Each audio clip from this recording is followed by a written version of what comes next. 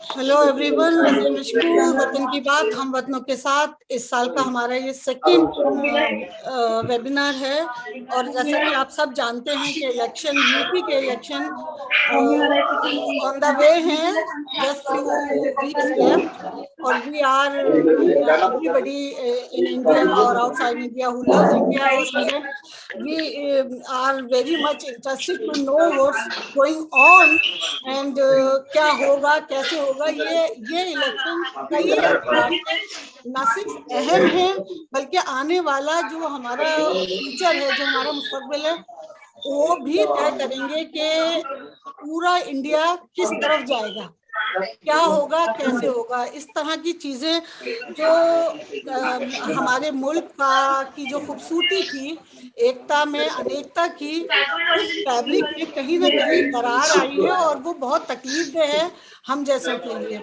मेरी कोशिश यही है कि हम ज्यादा से ज्यादा उस तरह के लोगों को कनेक्ट कर सकें जो एक दूसरे के साथ रहकर एक दूसरे का हाथ पकड़कर मुल्क की तरक्की में अपना योगदान दें, अपना अपना हेल्प करें, ना कि हम लोग जो हैं वो सिर्फ जो कुछ चल रहा है एक दूसरे के खिलाफ न हो। आज हमारे साथ बहुत अच्छे स्पीकर्स हैं मौजूद और मैं आप सबका बहुत बहुत तहे दिल से शुक्रिया अदा करती हूँ आज ज्वाइन करने के लिए। हमारे पास अशोक वानखेड़े जी हैं, सदफ जाफर हैं, भाषा सिंह हैं, इकबाल चंद मल्होत्रा साहब हैं, संजय कपूर हैं और एस.एम. अम्मार नासिर साहब भी हैं और शिवा असलम फहमी हमें शॉर्टली ज्वाइन करेंगी। She is on the way back to home. तो thank you so much for joining us. और भाषा, मैं आपसे शुरू करूंगी। हम ये देख रहे हैं और ये जानने की कोशिश कर रहे हैं कि जो हमारी मेन स्ट्रीम की पार्टीज हैं, यानी इंडिविजुअल और जो अलग इंडिविजुअल लड़ते हैं वो नहीं, या छोटी पार्टियां नहीं, लेकिन वो पार्टीज जो मेन स्ट्रीम में लड़ रही हैं और जिनका एक पिक्चर सामने आ रही है एज एन अपोजिशन और एज एन जो भी रूलिंग पार्टी है, दोनों की। आपने कहा कि आप समाजवादी पार्टी का बारे में बात करना चाहेंगी कि आज समाजवादी पार्टी कहाँ है। Is this the struggler party और it's the hope? This is your topic and you have floor for 10 to 12 minutes. जी बहुत बहुत जी जी जी जी बहुत बहुत शुक्रिया।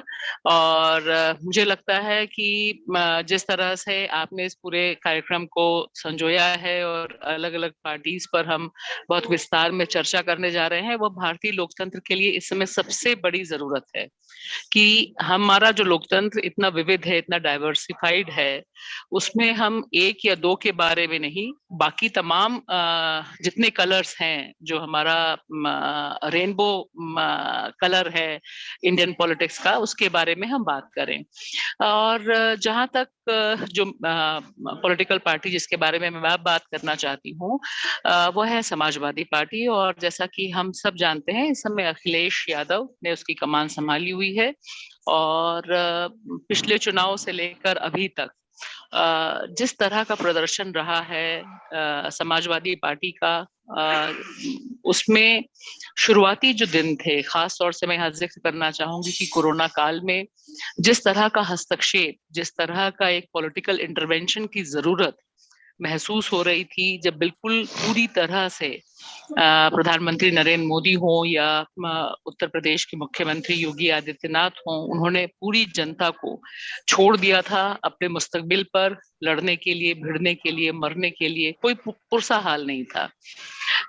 वहां पे उस समय भी मैंने बहुत दौरा किया था उत्तर प्रदेश का अपनी गाड़ी चलाते हुए, और उस समय भी मैंने देखा था कि जो आवाम है, उत्तर प्रदेश की जनता है, वह एक दूसरे की मदद करने के लिए आ रही थी, वह बिहारी प्रवासियों की मदद करने आ रही थी। उन सब लोगों ने बहुत बड़े पैमाने पर एक दूसरे का साथ दिया था।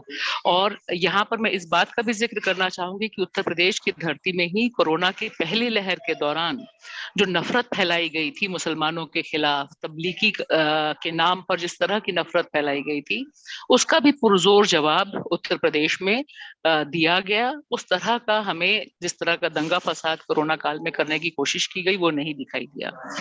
यह जब मैं सब कह रही हूँ तो वहां पर उस दौर में जरूर एक निराशा थी समाजवादी पार्टी से या बसपा से कि जिस तरह से उसको राजनीतिक दखल करना चाहिए था, सोशल मीडिया और ट्विटर से बाहर निकल के हस्तक्षेप करना चाहिए था, वह हस्तक्षेप उनका नहीं दिखाई दिया था। लेकिन अब जो रंगरूप है, जब हम 2021 के दिसंबर में आपसे बात कर रहे हैं, उस समय एक दिखाई देता है, और खास तौर से इसमें जो बहुत अहम जो पैरामीटर हमारे सामने आता है वह आता है कि जो पंचायती चुनाव हुए, जहां सीधे चुनाव हुए, जहां लोगों ने वोट डाले, जिसके बाद से मोदी सरकार और योगी सरकार की घंटी बजी, उनको लगा कि जमीन खिसक रही है, उसमें दिखाई दिया कि बहुत बड़े पैमाने पे जो गुस्सा था, जो दबा हुआ था, जो बाहर नहीं आ रहा था, वह बाहर आया। बहुत करारी हार भाजपा और उनके समर्थकों को हुई वहां पर, और उसके बाद से जो डैमेज कंट्रोल आज की तारीख तक दिखाई दे रहा है कि पूरे के पूरे डिस्कोर्स को हिंदू मुसलमान करना, प्रधानमंत्री नरेंद्र मोदी का खुद जाकर बोलना, यह टोपी वाले, लाल टोपी वाले, उधर से वो जालीदार टोपी वाले। तो मुझे एक बात जो बहुत साफ दिखाई दे रही है कि इस तरह की जो राजनीति करने की कोशिश है, क्योंकि उनके पास एजेंडा बहुत साफ है, एजेंडा सिर्फ एक है कि हिंदू मुसलमान करना है, नफरत करना है और निश्चित तौर पे पैसा बहाना है। इसके खिलाफ अगर आप देखिए तो जो हाल के दिनों में समाजवादी पार्टी की रैलियां हुई हैं, जनसभाएं हुई हैं, और खास तौर से इस बारे में मैं उनकी तारीफ इस मामले में करना चाहूंगी कि उन्होंने जिस इलाके से शुरुआत की, बुंदेलखंड कोई बहुत मजबूत इलाका उनका नहीं माना कि बुंदेलखंड में ठीक है, ठीक। हाँ, बुंदेलखंड में आप देखेंगे कि बुंदेलखंड में उन्होंने काफी बड़े पैमाने पर लोगों को आकर्षित किया, लोग आए मीटिंगों में, रैलियां अपरंपार हो रही हैं। तो उससे एक चीज समझ आती है कि एक तरह का जो नरेशन कॉरपोरेट मीडिया के जरिए बिल्डअप किया जा रहा था कि ये कोई विकल्प नहीं है, लोग यही चाहते हैं, है ना, तो दूसरे तरफ जो रिजेंटमेंट था उसको वो जरूर मौजूद था, लेकिन वह दिखाई नहीं दे रहा। अब इसी क्रम में देखिए, हम आज बात करें और किसान आंदोलन की बात ना करें तो उसका पॉलिटिकल इम्पैक्ट हम नहीं समझ पाएंगे।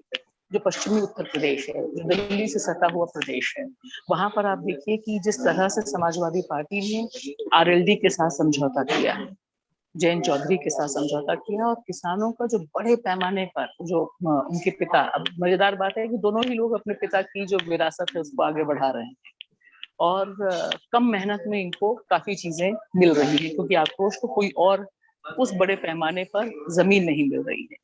तो एक चीज दिखाई दी है कि अभी बहुत आरंभिक है, आगे क्या रंग रूप लेगा, किस तरह से ये लोग भी अपना कैंपेन कर पाएंगे, लेकिन ये जो काउंटर बिल्डअप किया है, यह काउंटर बहुत मजेदार है कि भाई आप नफरत की बात कर रहे हैं लेकिन हम दोनों की बात कर रहे हैं, है ना।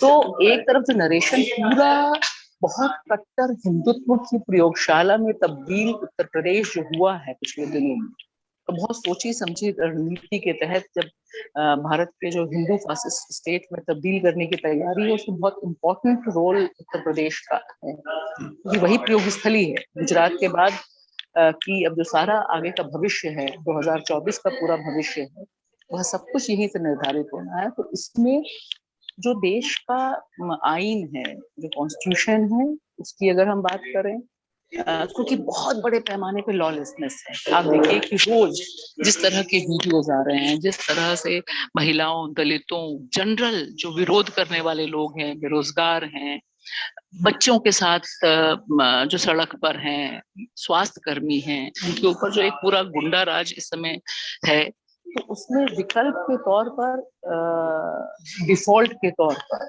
मैं ये जरूर मेंशन करना चाहूंगी कि इसके लिए बहुत मशक्कत नहीं की उन्होंने, लेकिन जो गुस्सा है वो एक पॉलिटिकल रूप, पॉलिटिकल रिप्रेजेंटेशन वहां पा रहा है। ये दिखाई देता है कि लोगों को आशा बंधी है, लोगों को लग रहा है कि जितने बुरे हाल पिछले 5 सालों में हुए हैं, और जिस तरह का एक पूरा लॉलेसनेस है, भीषण तौर पे लॉलेसनेस है, और मैं यहाँ पे कास्ट और सब कास्ट में बहुत ज्यादा नहीं जा रही हूँ, लेकिन हम जानते हैं कि कास्ट सब कास्ट बहुत इंपॉर्टेंट रोल अदा कर रहा है। जब हम बात करते हैं तो जिस तरह से ठाकुर वर्चस्व है, ब्राह्मण से लड़ाई है, दलितों पे हमला है, मुसलमान तो दुश्मन नंबर 1 है ही।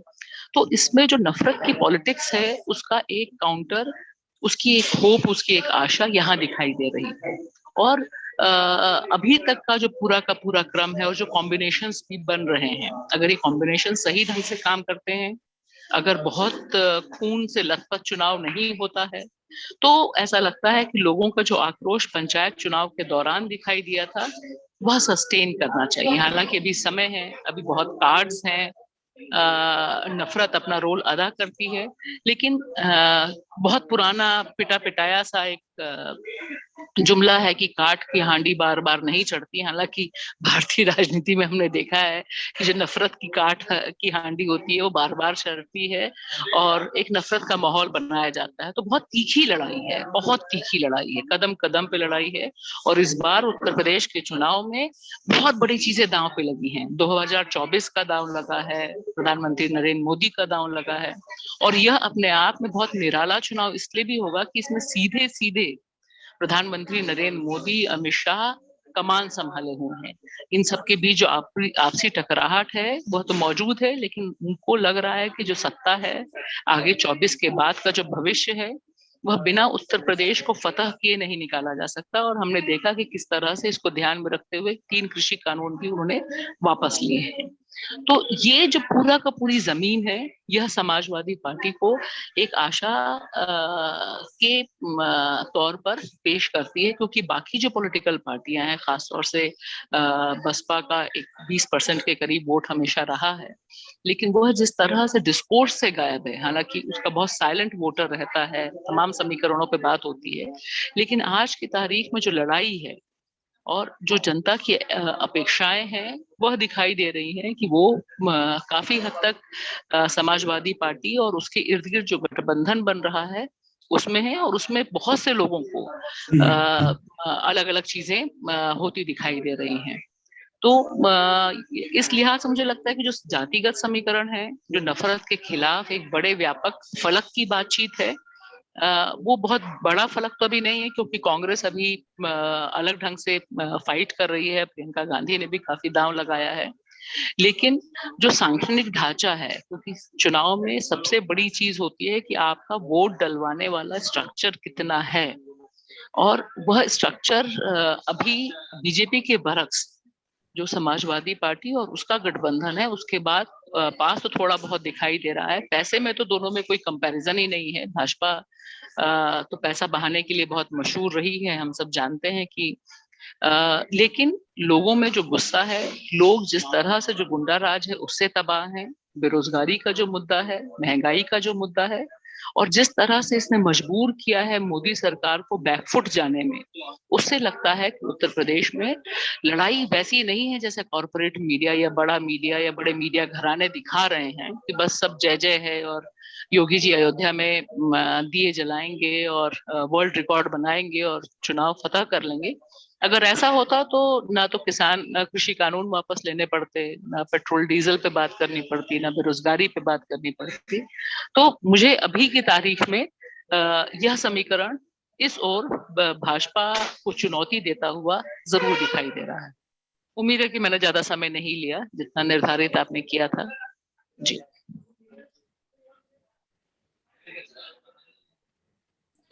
You have few minutes if you want to conclude this. जी जी हाँ, 2-3 चीजें और जो मुझे बहुत अहम लगती हैं कि जो एक युवा है, उत्तर प्रदेश का युवा, देखिए बहुत 2 हिस्सों में बहुत साफ बटा हुआ है।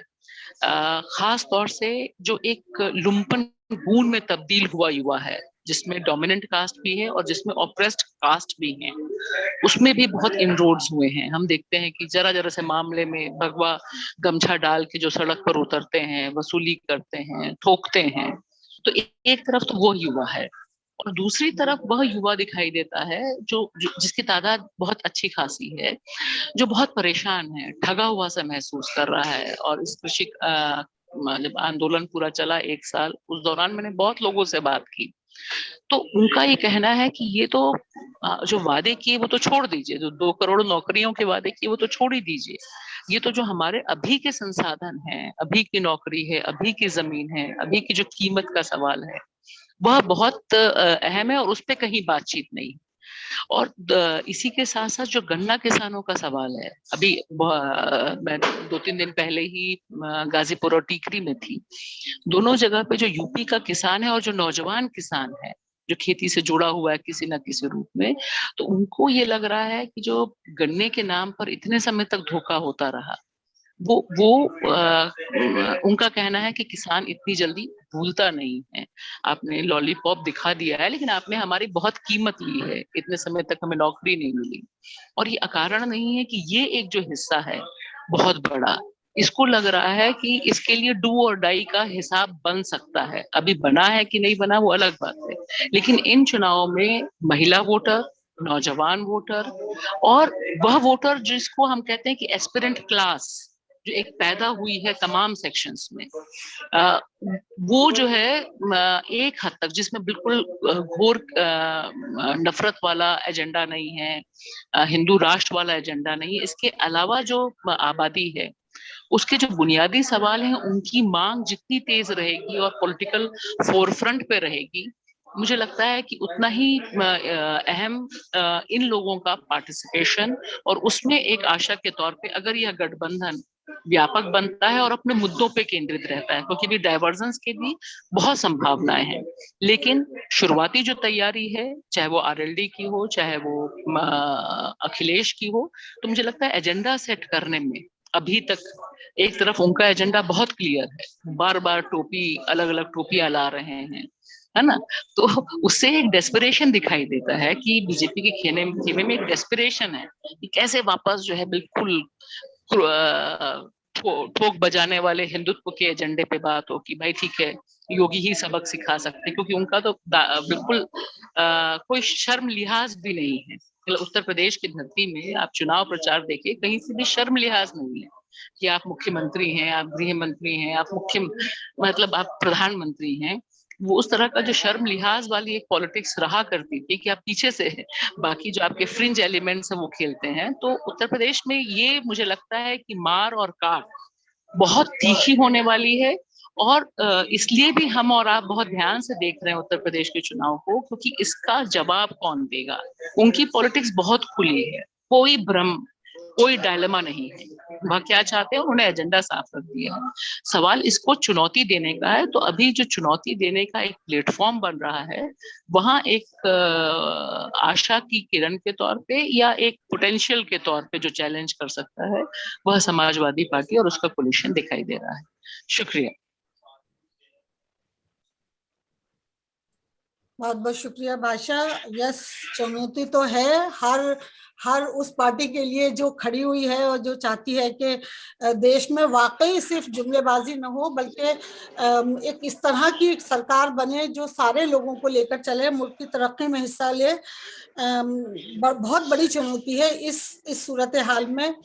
तो इस वक्त हम देख रहे हैं कि समाजवादी पार्टी और दूसरी कांग्रेस अपना पूरा दमखम लगा रही है। हमारे साथ संजय कपूर साहब हैं, वो हमें बताएंगे कि कांग्रेस कहाँ खड़ी है और क्या उसकी राइट नाउ क्या पोजीशन है और क्या पूरी पिक्चर है यूपी में कांग्रेस की, और क्या उम्मीदें की जा सकती हैं कांग्रेस से। Sanjay ji, floor is yours, 10 to 12 minutes please. Thanks so much for inviting me. आप बहुत बहुत शुक्रिया, आपने मुझे यहाँ पर बुलाया। और हम इस समय कई सारे दोस्तों के बीच में हैं, तो और भी हमारी हिम्मत बढ़ रही है बात करने की। इकबाल साहब को काफ़ी समय बाद में देख रहे हैं, भाषा से हमारी दोस्ती है, ये सदफ साहब के बारे में पढ़ता रहता हूँ और दोस्त भी हैं दूर कई दोस्तों की। तो उत्तर प्रदेश में जो आज के हालत में जो सूरत हाल है, उससे एक चीज़ जो नज़र आ रही है आज की तारीख में, कि ये पूरा जो मुकाबला है बीजेपी और समाजवादी पार्टी के बीच में बाइपोलर सा हो गया है। और कांग्रेस ने ये कहा है कि वो सारों जितनी भी 403 सीट है उस पर लड़ेगी। प्रियंका गांधी उस पूरी जो मुहिम है उसकी सदारत कर रही हैं, वो सबसे आगे कैंपेन कर रही हैं। वो उनके साथ है ना, छत्तीसगढ़ के जो चीफ मिनिस्टर श्री भूपेश बघेल वो साथ रहते हैं, उनको भीड़ वगैरह मिल रही है। पर मैं अभी लखनऊ के 2 चक्कर लगा के आया हूँ, अभी 15 दिन में 2 दफा, और एक दफा तो आगरा भी गया, मैं लोगों से बात हुई। पर मैंने वहां पर कांग्रेस का कोई भी इम्पैक्ट नहीं देखा। हो सकता है कि शुरुआती दिनों और मेहनत करें मोहतरमा प्रियंका गांधी तो शायद और हिम्मत बढ़े। पर अगर आप इनका एक पैटर्न देखें, 1989 के बाद कांग्रेस कभी पावर में नहीं आई यहाँ पर, और मुसलसल वो उसका जो सपोर्ट बेस है वो गिरता गया। 2017 में अगर गौर करें तो समाजवादी पार्टी के साथ इनका इलेक्टोरल अलायंस था। समाजवादी पार्टी ने करीब 104 सीटें छोड़ी थी, और ये उम्मीद करी जाती थी कि इनका जो वोट परसेंटेज बढ़ेगा। समाजवादी पार्टी का तो वोट परसेंटेज तकरीबन वही रहा जो रहता है, बल्कि अगर आप उस कॉन्टेक्स्ट में देखें कि दो करीब 300 सीटें लड़ी थी, तो उनको वोट परसेंटेज है ना कम होना चाहिए था, पर उनका ठीक ठाक था। कांग्रेस की 6.5% के आसपास वोट परसेंटेज रहा, सीटें भी बहुत कम आई। तो एक सवाल जो बार बार यूपी में भी दिखाई पड़ता है, बिहार में भी दिखाई पड़ता है, कि जब आपका इलेक्टोरल अलायंस होता है तो समाजवादी पार्टी का यूपी में, या आपका जो तेजस्वी यादव की पार्टी जेडीयू का जो वोट है वहां पर, वो कांग्रेस को ट्रांसफर नहीं होता है। तो अपने आप में जितनी भी पुराने जनता दल या समाजवादी पार्टी जो हैं, अपने आप में ठीक करती है, इनका वोट बेस इंटैक्ट है। चाहे आप है ना अकलियत को ले लीजिए, चाहे इनका यादव वोट बेस ले लीजिए, जब जितने भी लोग हैं जो कि बीजेपी की विचारधारा से इत्तेफाक नहीं करते, वो लोग सब है ना वोट देते हैं। पर कांग्रेस को उसका फायदा नहीं हो रहा है। यही बात है ना बिहार में हुई। बिहार में तेजस्वी यादव का जो हारने का कारण था कि कांग्रेस कमजोर रही। कांग्रेस के ऊपर किसी का वोट भी नहीं गया, कांग्रेस किसी का वोट ट्रांसफर भी नहीं कर पाती। तो यहाँ पे भी जो यूपी के अंदर भी हालात कुछ ज्यादा अच्छे आज की तारीख में दिखाई नहीं दे रहे हैं। एक तो यूपी में ये हुआ है कि जितने भी तमाम कांग्रेस के नेता थे, वो सब लोग पिछले कुछ दिनों में, क्योंकि यहाँ पर काफी बदहाली थी, कितने समय तक ऑपोजिशन में रहे, उसके लिए भी बहुत स्टैमिना चाहिए होता है कांग्रेस के अंदर। 1989 से लेकर अब तक है ना, आप ऑपोजिशन में रहने का मतलब ये है कि आप अपनी आपकी जो पूरी हैसियत है वो गिर जाती है। तो 2-4 बड़े नेताओं को छोड़ के तमाम लोग चले गए। अभी रिसेंटली आपके जितिन प्रसाद, जो कि कांग्रेसी परिवार से आते थे, उन्होंने बीजेपी ज्वाइन कर ली। एक और भी है कमलापति त्रिपाठी, जो कि बेसिकली ब्राह्मण पॉलिटिक्स और कांग्रेस की पॉलिटिक्स के प्रतीक नजर आते थे। उनके ग्रेट ग्रैंडसन श्री ललितेश त्रिपाठी, उन्होंने पार्टी छोड़ दी। वो तो प्रियंका गांधी के भी बहुत करीबी माने जाते थे, जवान हैं और अच्छे ऑर्गेनाइजर थे, और उन्होंने सोचिए कि अभी कुछ दिन पहले टीएमसी ज्वाइन कर दी। यूपी में तो तृणमूल कांग्रेस कोई जानता भी नहीं है, और तृणमूल का मतलब ही नहीं जानते, तभी भी लोगों ने उसको ज्वाइन कर लिया। क्यों ज्वाइन करा अभी तक ये नहीं पता है, परंतु वहां पर श्री प्रशांत किशोर काफी है ना समय से तमाम मिडिल लेवल जो नेता हैं कांग्रेस के, उनसे बात करें कि आप कांग्रेस छोड़ के तृणमूल कांग्रेस ज्वाइन कर लीजिए। एक आध लोगों ने हमको फोन करके भी कहा कि वो उधर से वहां से ऑफर आया है, तो क्या करा जाए। मैंने कहा क्या, ये तो आप सोचिए क्या करा जाए, पर ये इन्फॉर्मेशन लेने का तरीका भी होता है, पता चलता है कि कौन कहाँ जा रहा है। तो वहां पर इस तरह की कोशिश हो रही है कि प्रियंका गांधी, राहुल गांधी, एक उनके प्रदेश अध्यक्ष हैं श्री लालू जी, उन 4-6 नेताओं को छोड़ के कोई पीछे बचे ना। और बहुत ही मेथोडिकली कांग्रेस को इरोड करा गया है। उन लोगों ने ये देखा कि जो मिडिल लेवल जो ऑर्गेनाइजर है उससे क्या फायदा होगा, कौन सी जाति का है, इस तरीके से नीचे के तमाम लोगों को धीमे धीमे गायब कर दिया गया है। तो ये एक वजह हो सकती है कि प्रियंका गांधी का जो पूरा इलेक्शन पिच है आज की तारीख में, जो कि उन्होंने प्रॉमिस किया कि 40% महिलाओं को लेकर आएंगी, उनको टिकट बांटेंगी, सबको एक स्कूटी देंगी, और एक है ना ये आपका लैपटॉप भी देंगी, या लैपटॉप नहीं तो आईपैड देंगी। तो ये सब चीजें अपने आप में काफी सम्मोहक हैं, लोगों को रुझाने के लिए अच्छी हैं, पर वोट में कैसे ट्रांसलेट होंगी ये आज की तारीख में पता नहीं। लखनऊ वाले और तमाम यूपी वाले कुछ हद तक काफी समय तक ये कहते रहे कि जिस तरीके से प्रियंका गांधी को हवा दी जा रही है तमाम मीडिया के अंदर, और लखीमपुर खीरी में जब अभी हादसा हुआ था जिसमें एक ट्रैक्टर एक है ना जब है ना फार्मर्स प्रोटेस्ट हो रहा था, तो एक गाड़ी का काफिला जिसके अंदर वो एक है ना मंत्री साहब के साहबजादे थे, वो लीड कर रहे थे, उन्होंने कई सारे लोगों को मार दिया।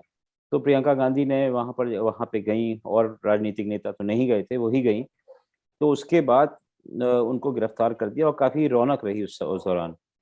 तो एक आरोप ये लगाया गया कि प्रियंका गांधी को बिल्डअप दिया जा रहा है सरकार की तरफ से, जिससे कि वो कुछ हद तक अगर कांग्रेस चढ़ती है तो उससे समाजवादी पार्टी का जो वोट है वो गिरेगा। तो ये चर्चा काफी समय से चल रही है आज की तारीख में। पर मुझे नहीं लगता कि इसका खास असर कांग्रेस की फॉर्च्यून्स में होगा। अगर जितनी मेहनत करेंगी प्रियंका गांधी, और उससे अगर समाजवादी पार्टी अगर अगर बीजेपी का के खिलाफ कैंपेन होती है, लोगों को ये बात समझ में आती है कि विपक्ष को वोट देना चाहिए, तो उसका भी फायदा मेरे ख्याल समाजवादी पार्टी को होगा, क्योंकि कांग्रेस अपने आप में जीतने की हालत में नहीं है और लोग बाग अपना वोट खराब नहीं करना चाहेंगे। हो सकता है कि कुछ इलाकों में जहाँ पे मार्जिनल सीट्स हैं, जहाँ पे कांग्रेस की स्थिति पहले से बेहतर थी, वहां पे हो सकता है कि कांग्रेस उठ जाए, कुछ सपोर्ट बढ़ जाए, और पर बाकी इलाकों में इनका हाल मेरे ख्याल से बेहतर नहीं होता है। पर ये शुरुआत अपने आप में ठीक है। कांग्रेस को फिर से जिंदा करने के लिए अगर प्रियंका गांधी अड़ी रहें, 400 सीटों पे लड़ें, और कई सारे इलाकों में जहां पर उनको लगता है कि अगर जीत जाती हैं, तो हो सकता है कि एक post poll alliance Samajwadi party के साथ करके वो अब सरकार बनाने की स्थिति में होती हैं। अगर जो सर्वे रिपोर्ट दिखाए जा रहे हैं और जमीन से जो रिपोर्ट आ रही है कि समाजवादी पार्टी अपने आप में काफी बढ़ चढ़ के ना कैंपेन भी कर रही है, उनको सपोर्ट भी मिल रहा है। एक आज सर्वे ने दिखाया है कि वो बीजेपी से कुछ 15-20% सीटें थोड़ी कम हैं, और एक एस्टिमेशन ये होता है कि जो भी इनकम्बेंट पार्टी होती है उसको 20% 25% का फायदा पोलस्टर्स देते हैं। वो अपने आप एक आकलन लगा लेते हैं, क्योंकि हिंदुस्तान में तो कोई भी चीज़ है ना ट्रूथफुल नहीं होती, सब लोग है ना जो सत्ता में होता है उससे डरते हैं। तो अगर कोई वोट परसेंट अगर ना उन्होंने सर्वे में देखा कि वो हार भी रही है अगर रूलिंग पार्टी, तो उसमें 30-40 सीटें जोड़ जाड़ के दिखाते हैं कि साहब जीत रही है, क्योंकि उनको लगता है कि जब तक है ना रिजल्ट नहीं है तब तक रोजी रोटी चलती रहनी चाहिए, नहीं तो उनके खिलाफ भी कोई कई सारे एक्शन हो गए तो उनको परेशानी हो सकती है। और जितने भी पोस्टर्स हैं बाय एंड लार्ज उनकी जो क्रेडिबिलिटी है वो काफी डाउटफुल रही है अभी तक। तो अगर समाजवादी पार्टी करीब रहती है बीजेपी के, तो हो सकता है कि पोस्ट पोल सिनारियो में कांग्रेस भी उनकी मदद कर सकती है। पहले उम्मीद थी कि कांग्रेस है ना इनके साथ अलायंस में जुड़ेगी, पर वो अलायंस में अब आज की तारीख में नहीं जुड़ रही। राहुल गांधी भी अब है ना कैंपेन करने वाले हैं अमेठी से। वो यात्रा कोई 100 किलोमीटर के आसपास यात्रा करना चाहते हैं, और देखने की बात है कि जो कई जिलों के प्रशासन उनको रोकते हैं कि नहीं रोकते हैं, क्योंकि फिर से कोविड और ओमिक्रॉन का जो डर पैदा हो गया है, उसकी वजह से ये चर्चा है कि 50-100 लोगों से ज्यादा रैली नहीं होगी। तो प्रधानमंत्री और योगी तो अपनी रैली कर लिए बड़ी बड़ी 2-2 2.5 लाख की, उसके बाद वो सोचते हैं कि और किसी को जरूरत नहीं है। तो संभव है कि आने वाले दिनों में इसका जो खौफ को इस्तेमाल करा जाए और फिर यहाँ पे पाबंदियां लगा दी जाए। तो ये बात अभी चर्चा में है। तो कांग्रेस के पास कई सारे मुद्दे हैं। अगर आप गौर करें तो सी अपने अखिलेश यादव ने काफी बातें कही हैं, पर कांग्रेस का जो ट्रैक रिकॉर्ड यूपी में बुरा नहीं रहा है। लालू अकेले नेता थे जिन्होंने कई दफा कैंपेन करा, काफी मोर्चे लगाए, कई दफा गिरफ्तार हुए। पेंडेमिक के दौरान उन्होंने जब वहां पर लोगों को मदद भी करी। कांग्रेस अकेली पार्टी थी यूपी में और दिल्ली में भी, जिसने कई सारे लोगों को ऑक्सीजन की जो किल्लत थी उसमें लोगों को मदद करी। और बाकी पार्टियां तो जैसे भाषा भी बता रही थी कि तकरीबन गायब थी। कांग्रेस अकेली थी, पर लोगों की याददाश्त लगता है बहुत कमजोर है। काफी यहाँ पे नुकसान भी हुआ यूपी में, तमाम लोग मरे, काफी लोगों को हर तरीके की तकलीफ हुई। अगर आपको याद हो तो कई सारी इमेजेस आ रही थी, न्यूयॉर्क टाइम्स पे भी आई थी और टीवी पे भी आई थी, जिस तरीके से लाशें है ना गंगा गंगा नदी में बह रही थी। कई सारी लाशें तो गंगा के तट पे लोगों ने ऐसे ही है ना दफना दी थी, क्योंकि उनके पास जलाने के उनको दफन करने के पैसे नहीं थे। तो ये सब चीजें आज से 6 महीने पहले हुई थी, परंतु जो आज की तारीख में दिखाई पड़ रहा है या कई सारे सर्वे में दिखाई पड़ रहा है, लोगों की नाराजगी महंगाई की तरफ ज्यादा है, बेरोजगारी की तरफ ज्यादा है। पर जो हेल्थ सेक्टर में जिस तरीके से लोगों को कई सारी परेशानियां हैं, उसके बारे में कोई ज्यादा चिंता चर्चा नहीं करती। पर हैविंग सेड दैट, कांग्रेस के लिए बहुत बड़ी एक ना चैलेंज है टू रिवाइव इटसेल्फ, और अगर कुछ हो जाता है तो उसका असर आगे 2024 में पड़ेगा। अगर उनको 15-20 सीटें भी मिल गई तो मैं बता सकता हूँ कि पार्लियामेंट इलेक्शन में इसका बहुत बड़ा असर पड़ेगा। अगर ये 5-6 पे निपट गए तो कहने मतलब कि इसको इनको इग्नोर करा जा सकता है, पर अगर इनकी थोड़ी सीटें बढ़ जाती हैं सोनिया गांधी कैंपेन से, तो पार्लियामेंट में भी इसका असर दिखाई पड़ेगा। बहुत बहुत शुक्रिया।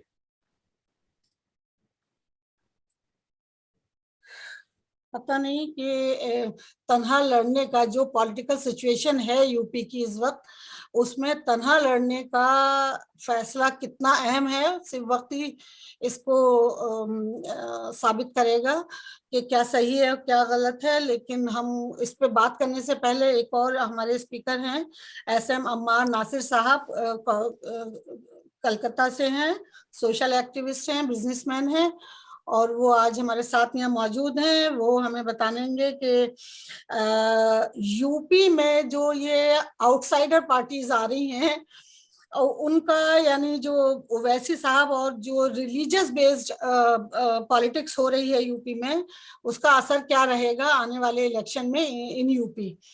अम्मार साहब, आप अनम्यूट कर सकते हैं और हमें बताइए कि आपका क्या नजरिया है इस पर। मशकूर साहबा, बहुत बहुत शुक्रिया मुझे इस वेबिनार में इनवाइट करने के लिए। जहाँ बात तो वैसी की हो रही है, तो मैं थोड़ा सा ब्रीफ ओवरव्यू MIM का, सही बेटा, MIM की एक ब्रीफ ओवरव्यू आपको पहले दे दूं, ताकि हमारे व्यूअर्स ये समझ पाए कि MIM किस सोच से उपजी हुई पार्टी है। MIM को 1927 में नवाब मोहम्मद नवाज खान साहब ने as a pro Nizam party form किया था। फिर 1938 में बहादुर यार जंग उसके प्रेसिडेंट बने। तब तक आजादी नहीं हुई थी और वैसा कोई इनका इन्फ्लुएंस था नहीं। 1944 में कासिम रिजवी, ये एक इम्पोर्टेंट कैरेक्टर है, कासिम रिजवी MIM के प्रेसिडेंट बने। और उस आजादी के बाद जब हैदराबाद के एनेक्सेशन का मसला चल रहा था, निजाम इंडिपेंडेंट रहना चाहते थे, तो कासिम रिजवी ने ही रजाकार्स को लीड किया था। खैर 1948 में ऑपरेशन पोलो के बाद हैदराबाद अनेक्स हो गया, कासिम रिजवी अरेस्ट हुए, 1957 तक वो जेल में थे। फिर उनको इस शर्त पे रिहाई मिली कि वो पाकिस्तान चले जाएं। पाकिस्तान जाने से पहले 1957 में उन्होंने MIM की बागदौड़ अब्दुल वाहिद ओवैसी के हाथ में सौंपी। अब्दुल वाहिद ओवैसी असदुद्दीन ओवैसी के दादा हुए।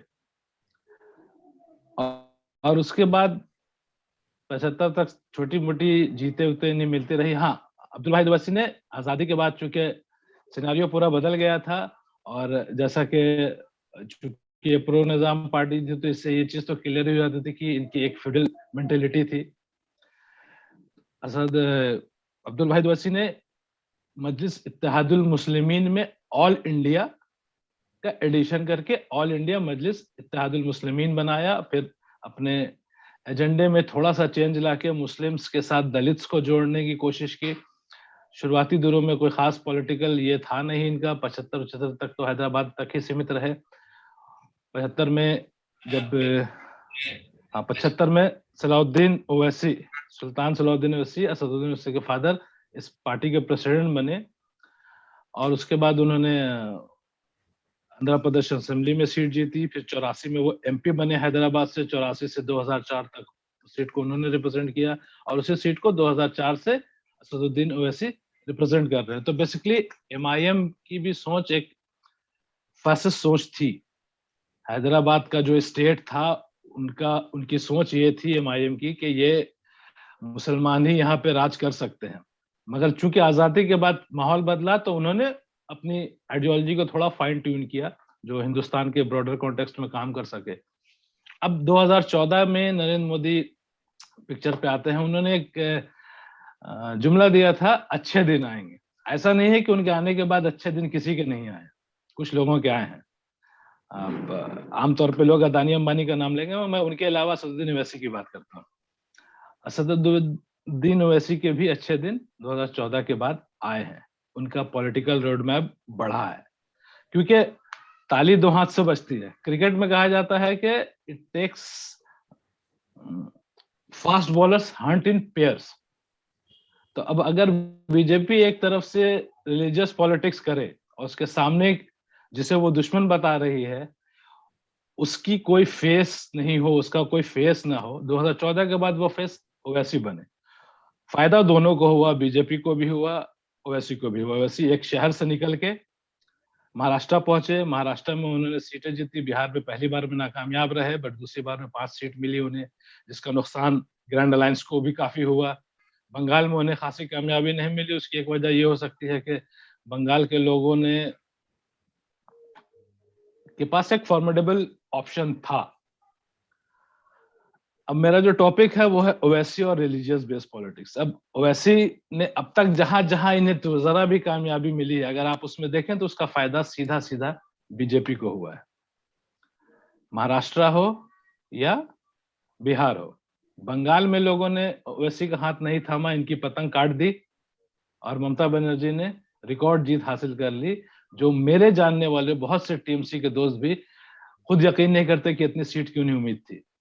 मेरे जो दोस्त टीएमसी में हैं वो लोग खुद कहते थे कि लेफ्ट की सीट बढ़ेगी, बीजेपी की सीट बढ़ेगी, बीजेपी की सीट तो बढ़ी, लेफ्ट 0 पे आ गई। मगर उन लोगों में से किसी ने नहीं सोचा था कि टीएमसी 180 के ऊपर जाएगी, ये 217 पे पहुंच गया। तो वोटर्स के ऊपर है कि वो किसे जिताते हैं, किसे हराते हैं। मगर रिलीजन बेस्ड पॉलिटिक्स की जहां पे बात हो रही है, एक स्टडी है येल यूनिवर्सिटी की, जिसका टॉपिक था do politics matter for ethnic violence, evidences from India. Gareth Nellis, Michael Weaver और स्टीवन रोजनवेग, ये 3 पॉलिटिकल साइंटिस्ट येल के हैं। इन्होंने एक स्टडी की थी जिसमें उन्होंने एक एनालिसिस दिया है कि इलेक्शन से 1 साल पहले अगर कोई कॉम्युनल राइट्स होता है इंडिया में, और ये 1962 से लेके 2000 के इलेक्शंस पे बेस्ड स्टडी है, तो उसका उसका फायदा भारतीय जनसंघ या बीजेपी को करीब 0.8% वोट शेयर उनका राइज करता है। आप अगर गुजरात का इलेक्शन देखें 2002, जब मोदी जी सीएम बने थे, उसके बाद 2002 का दंगा हुआ, उसके बाद गुजरात में जैसे उन्होंने अपनी सीट एकदम सीमेंट कर ली। 2017 यूपी इलेक्शन से पहले भी मुजफ्फरनगर का राइट हुआ।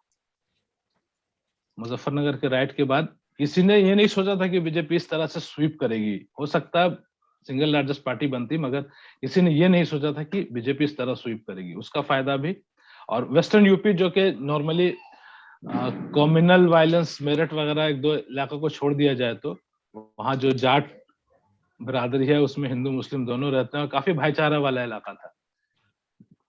वहां मुजफ्फरनगर में दंगा होता है, वहां का पूरा इक्वेशन बदल जाता है। तो राइट्स का सीधा फायदा हमेशा बीजेपी को होता है। एक चीज मैं अपने शहर की बात करूं, मेरे शहर में भी एक छोटी सी इंसिडेंस हुई थी। बंगाल में जनरली जो राइट्स हुए हैं वो ज्यादातर कंट्रोल्ड एक्ट ऑफ वायलेंस रहे हैं। लेफ्ट के दौर में तो उतना भी होने नहीं देती थी गवर्नमेंट, मतलब बंगालीज जनरली एक पीस लविंग लोग हैं। कम्युनलिज्म यहाँ भी है, मगर मार काट वाली कम्युनलिज्म यहाँ नहीं थी। तो ये थोड़ा हुआ, उसमें भी फायदा हमेशा बीजेपी को हुआ। बीजेपी आहिस्ते आहिस्ते, जब एनडीए में थी ममता बनर्जी, तब बीजेपी ने यहाँ खाता खोला था लोकसभा इलेक्शन में, तपन सिकदर दमदम से सीट जीते थे। उसके बाद से बीजेपी ऑलमोस्ट नील थी बंगाल में। मगर लेफ्ट हटती है, टीएमसी आती है, टीएमसी के आने के बाद लेफ्ट फॉर्मिडेबल अपोजिशन होती है उनके लिए, मगर लेफ्ट के साइडलाइन होने से ये हो गया कि अब मुसलमान बेचारे के पास, देखिए मुसलमान के साथ सबसे बड़ी ये अफसोसनाक हालत ये है कि ये अपने मुद्दों पे वोट नहीं करते, ये सिर्फ ये देखते हैं कि कौन हमें महफूज रख पाता है। ये बेबसी है मुसलमानों की, और ये शर्म की बात है इस मुल्क के लिए भी कि आपकी सबसे बड़ी अक़लियत को ऐसे सोच के वोट करना पड़ता है। बंगाल में अपोजिशन जो बीजेपी को कंट्रोल में रख सकती है वो टीएमसी थी, इसलिए सारे मुसलमान जो लेफ्ट को वोट करते थे, कांग्रेस मालदा जैसी जगह में जहां पे उनका एकदम स्ट्रॉन्ग बेस रहा है, वहां से उन्हें एक सीट नहीं मिली, वो सारे मुसलमान टोटली शिफ्ट कर गए टीएमसी पे। और मुसलमानों के पास ऑप्शन इसलिए भी नहीं है क्योंकि उनके पास थ्रेट एक है बीजेपी का। बीजेपी अब सबसे बड़ी अपोजिशन की पार्टी हो गई है, तो मुझे तो नहीं लगता कि अब अगले 10 साल तक टीएमसी को भी कोई हिला पाएगा। और बीजेपी की पूरा ग्राफ आप देखिए, हर राइट्स के बाद उन्हें हमेशा फायदा जो सबसे ज्यादा इलेक्टोरल होता है नहीं होता है। तो यूपी में भी यही होने वाला है। पता ना, अल्लाह ना करे कि ऐसा कुछ हो इलेक्शन से पहले, मगर इसके आसार है। मथुरा की बात शुरू हो चुकी है, कोशिश उनकी पूरी रहेगी। अब सामने से ओवैसी साहब ने 100 सीटों पर लड़ने का ऐलान कर दिया है, बल्कि आज ही मैं कहीं पढ़ रहा था कि वो शायद अलायंस की कोशिश में है और 403 सीट पे उनका अलायंस लड़ेगा। मगर खैर 100 सीट वो होगी जहाँ पे मुसलमान इलेक्शंस पे कुछ इफेक्ट, वो रिजल्ट्स पे इफेक्ट कर सकते हैं। तो अब अगर वहां पे ओवैसी का फैक्टर जरा भी चला, उसका सीधा फायदा बीजेपी को होना है, नुकसान समाजवादी पार्टी को होना है। मैं मान के चल रहा हूँ कि ये इलेक्शन समाजवादी पार्टी और बीजेपी के बीच में है। अब बीजेपी के योगी कुछ कहेंगे, इधर से ओवैसी का स्टेटमेंट आएगा और ये पोलराइजेशन होगी। पोलराइजेशन जब होगी, दोनों तरफ होगी। एक कमाल की बात यह है कि हम लोग जब बिहार के इलेक्शन की जब बात होती थी तो लोग कहते थे ओवैसी को, मतलब एमआईएम को डिफेंड करने के लिए कि वो आप देख लीजिए एमआईएम ने कितनी सीटों पे नुकसान किया। मतलब मसला ये नहीं है कि आपको पोलराइजेशन हमेशा वोट्स में नहीं दिखेगा, क्योंकि आप मान लीजिए 100 सीट पे लड़ रहे हैं, मगर पोलराइजेशन पूरे 403 सीट पे होगा। तो जहां आप नहीं लड़ रहे हैं वहां तो आप डेटा वाइज दिखा ही नहीं सकते। वोटर्स भी कई तरह, कुछ वोटर्स होते हैं जिन्होंने डिसाइड कर लिया होगा कि मुझे समाजवादी के साथ जाना है या बीजेपी के साथ जाना है, मगर ऐसा बहुत बड़ा एक ग्रुप होता है जो स्विच करता है वोट्स को हमेशा, जो स्विचर्स होते हैं, जो सोचते हैं लास्ट मोमेंट में फैसला लेते हैं। ओवैसी की एंट्री वैसे हिंदू वोटर्स को जो एच पे होंगे कि शायद समाजवादी के तरफ आ जाएं या बीजेपी से नाराज होंगे इसलिए समाजवादी को वोट करने वाले होंगे, मगर ओवैसी की एंट्री और जिस तरह की वो सियासत करते हैं वो उन्हें वापस बीजेपी की तरफ ढकेल देगी। बिहार का देख लीजिए, अब अभी बात हो रही थी किसान आंदोलन की, किसान आंदोलन का इफेक्ट पड़ेगा। बंगाल में काफी पड़ा, मैं भी उस मूवमेंट से बहुत हद तक बंगाल में जो मेरे शहरों में जो रैलियां हुई मैं उसमें शामिल था। मगर अगर हम बिहार का इलेक्शन देखें, कोरोना काल में जो प्रवासी बिहारियों की वापसी हुई, जिस परेशानी से वो गुजरे, उसके बाद एक उम्मीद थी कि बिहार में बीजेपी का सफाया ना हो, मगर बहुत नुकसान होने वाला है, मगर वैसा हमें देखने को मिला नहीं। सीमांचल के एरिया से 5 सीटें इन्होंने जीती, जिसका नुकसान कांग्रेस को सीधे हुआ। वो एरिया कांग्रेस मजबूत है थोड़ा, मगर मेरे जो जानने वाले लोग हैं मिथिलांचल के, वो कहते हैं कि पहले 3-4 चरण में ये हो चुका था कि आरजेडी शायद अब सबसे बड़ी पार्टी हो गई है, और मिथिलांचल में उसका असर ये हुआ कि वहां पे जो मुस्लिम कैंडिडेट्स थे आरजेडी को, उन्हें यादव्स ने वोट नहीं किया। ये वहां के रहने वाले लोगों का वर्जन है। इसकी कोई स्टैटिस्टिक्स अगर आप पोलिंग बूथ वाइज पोल देखिएगा तो शायद समझ में भी आ जाए, और उस जगह से इन्हें नुकसान उठाना पड़ा। 1 सीट का फर्क था आरजेडी और बीजेपी में, और ये क्यों हो सकता है, उसकी वजह जो एक नई ट्रेंड थी वही हो सकती है। और तो अगर आप कहते हैं लेफ्ट से होगा, लेफ्ट से हो नहीं सकता। लेफ्ट ने अच्छा किया बिहार में, बल्कि अब बाद में तो कुछ लोग कह रहे थे कि कांग्रेस के ज्यादा सीट लेफ्ट को दी जाती तो बेहतर करते, मगर ये कि कांग्रेस का वो स्ट्रॉन्ग एरिया ऑलरेडी था, उसे नुकसान एआईएमएम ने पहुंचाया। अब एआईएमएम यूपी में भी वही गेम करेगी।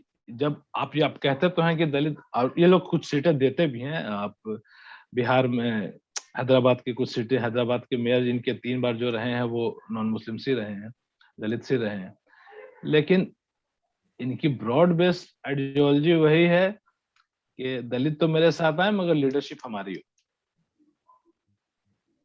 तो हालात हिंदुस्तान में मुसलमानों से कहीं ज्यादा बेहतर है दलित की, वो आपकी लीडरशिप क्यों लें? आपसे फॉर्मेडेबल पार्टीज उनके पास है। बीएसपी अभी पता नहीं मायावती की कौन सी नस पे हाथ रख दिया है बीजेपी ने कि पिछले 2-3 साल से एकदम खामोश है वो, लेकिन फिर भी दलित मुसलमानों से ज्यादा बेहतर पॉलिटिकली ऑर्गेनाइज्ड है। तो आपकी लीडरशिप में क्यों आएंगे? आप फिर वही गलती कर रहे हैं जो हिंदुस्तान के लेफ्ट ने की, जिन्होंने कभी अपर कास्ट ब्राह्मण्स के अलावा किसी को लीडरशिप पोजीशन अलाउ नहीं की।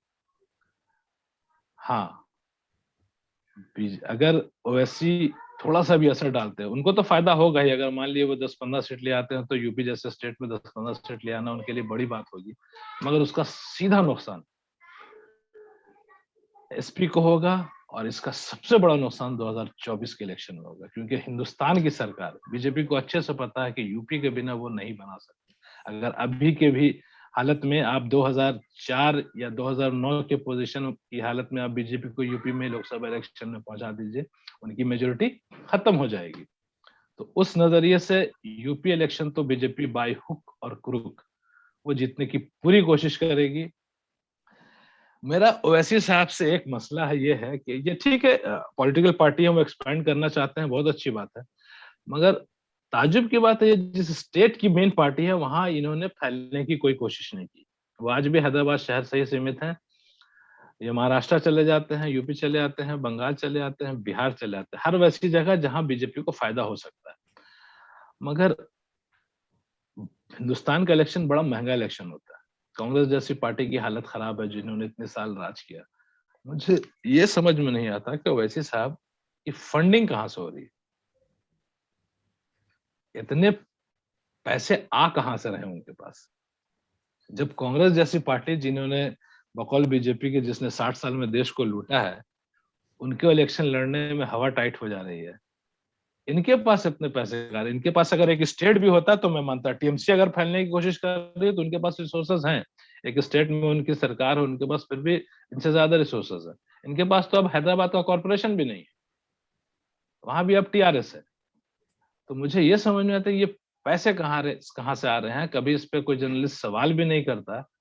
ऑब्वियस है, अब जो आम परसेप्शन है, लोग कहते हैं बी टीम में, बी टीम तो नहीं कहूंगा ओवैसी साहब को, ओवैसी साहब को पूरी आजादी है कि वो अपनी पॉलिटिकल सोच को पूरे देश में फैलाएं, मगर जब सिचुएशन बहुत एक्सट्रीम होती है तो आपको एक्सट्रीम कॉम्प्रोमाइजेस करने पड़ते हैं, एक्सट्रीम फैसले लेने पड़ते हैं। शिकायत उनसे ये भी है कि वो जब भी कहीं जाते हैं तो वो बीजेपी को हराने की सोच के नहीं जाते, जो आमतौर पे पूरा हिंदुस्तान का मुसलमान जिस पैटर्न पे आजकल वोट कर रहा है, वो सिर्फ अपने फायदे के लिए जाते हैं और उनके फायदे में बीजेपी का फायदा छुपा है। बस यही कह के अपनी बात खत्म करूंगा। Thank you. बहुत शुक्रिया अम्मार साहब। बहुत सारी चीजें हैं जो सही हैं और बहुत सारी चीजें हैं जिस पर अभी बात करने की जरूरत है, पर thank you so much for giving us time. हमारे साथ सदफ जाफर हैं जो नेशनल कोऑर्डिनेटर हैं असम की, ऑल इंडिया महिला कांग्रेस की हैं, स्पोक पर्सन हैं, सोशल पॉलिटिकल ह्यूमन राइट्स की भी में भी काम करती हैं, एक्टर हैं, टीचर हैं एंड मॉम हैं। सो बीइंग अ विमेन, मैं अभी फिर सदफ जाफर साहिबा को इनवाइट करूंगी कि वो आए और अपनी बात कहें, क्योंकि लड़की हूँ, लड़ सकती हूँ, और बेटी बचाओ बेटी पढ़ाओ। तो बीइंग अ विमेन, ये जो दो नारे हैं ये बहुत स्ट्रांग हैं और इनका क्या इम्पैक्ट है, खास तौर से विमेन्स का क्या सोच रही है यूपी की। Sadaf, are you there? Yes, Assalamu alaikum. How are you? It's so good to be on the panel and sharing it with such eminent people like Ammar Bhai and Sanjay Kapoor ji, Iqbal Malhotra, Basha. Political lines को परे उठकर भी अगर हम देखें तो I have a lot of admiration for भाषा।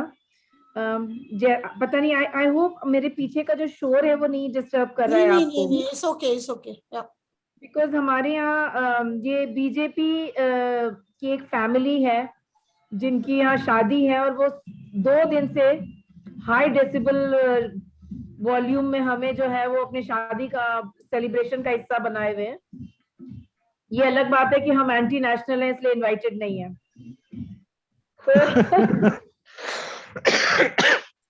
खैर एनीवे, बेटी पढ़ाओ बेटी बचाओ के लिए मैं क्या कहूँ, इसके लिए यही काफी है कि उसका 77% से ज्यादा का फंड जो है वो प्रचार प्रसार में इन्होंने खर्च किया है।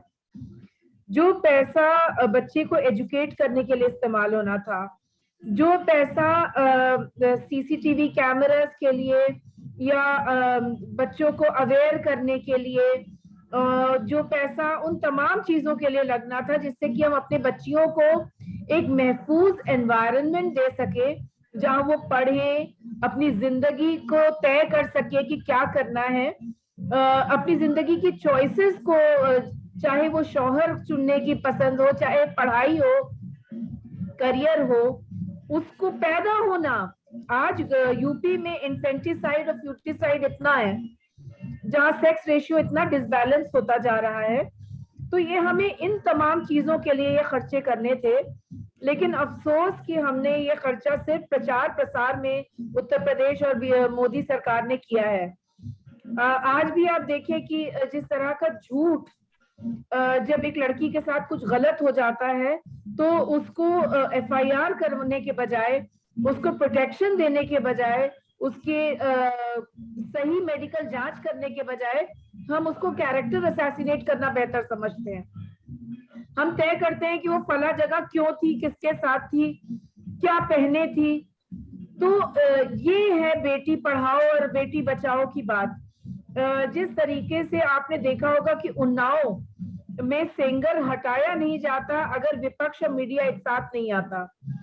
जिस तरीके से उस बच्ची के पूरे खानदान को खत्म कर दिया गया, उसको मारने की पूरी साजिश रची गई। कितनी बच्चियां हैं जिनकी FIR नहीं होती है और वो अपनी जान दे देती हैं।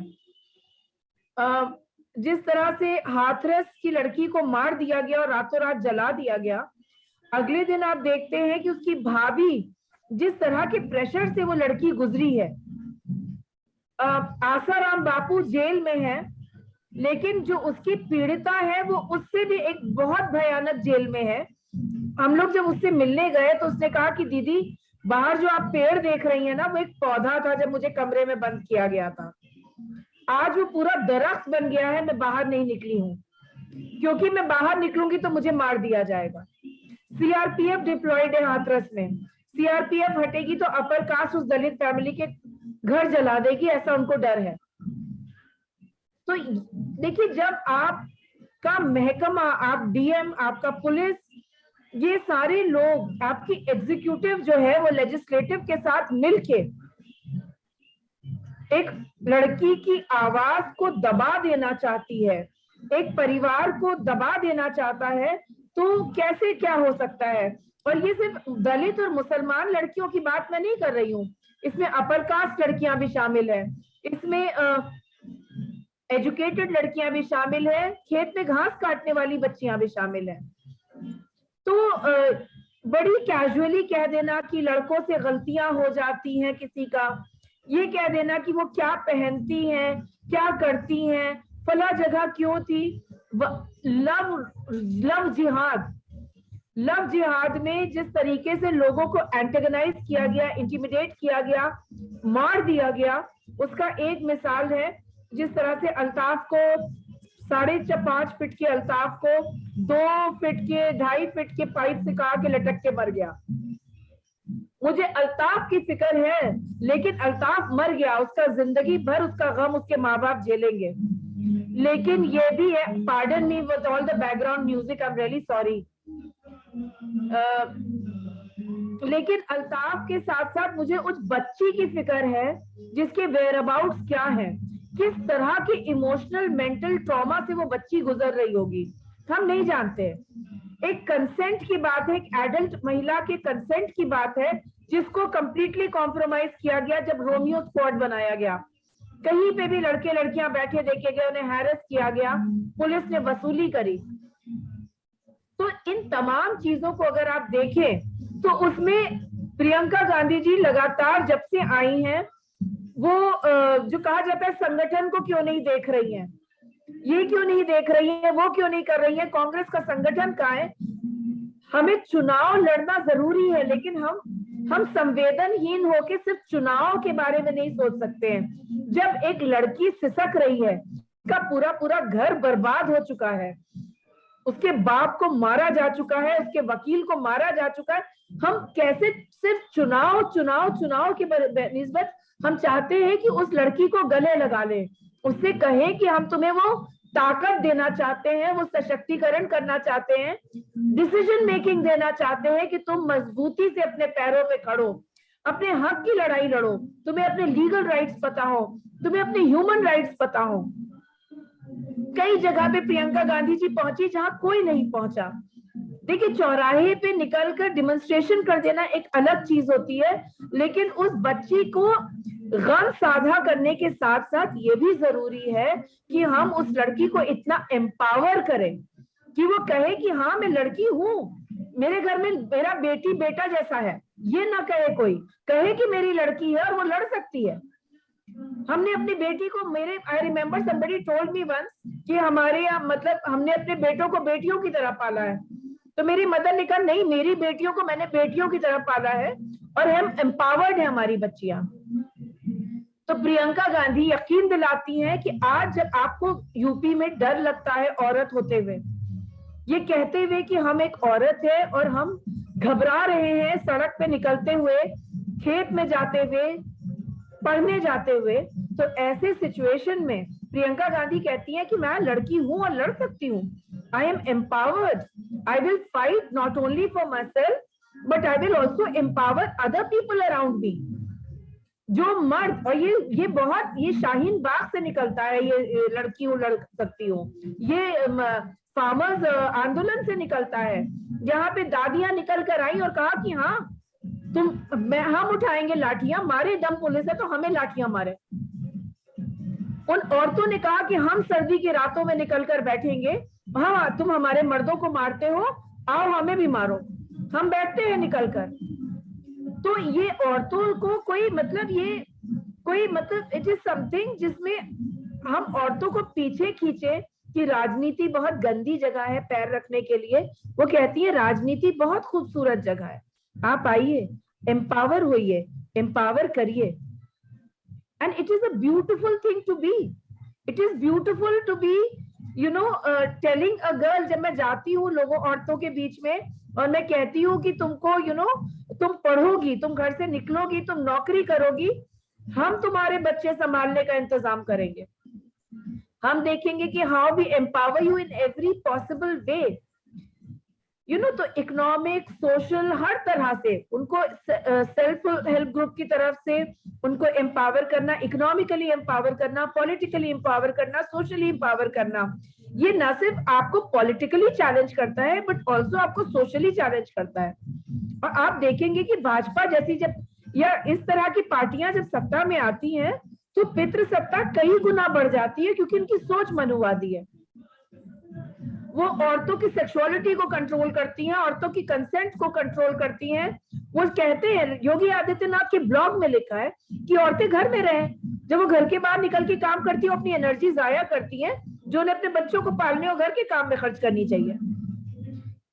तो हम इसको कैसे चैलेंज करेंगे? हम इसको इसी तरीके से चैलेंज करेंगे, by empowering women, by making them feel that I can fight. And it is इस हताशा के दौर में उत्तर प्रदेश में this slogan really works. And it is not just a slogan like Beti Padhao Beti Bachao.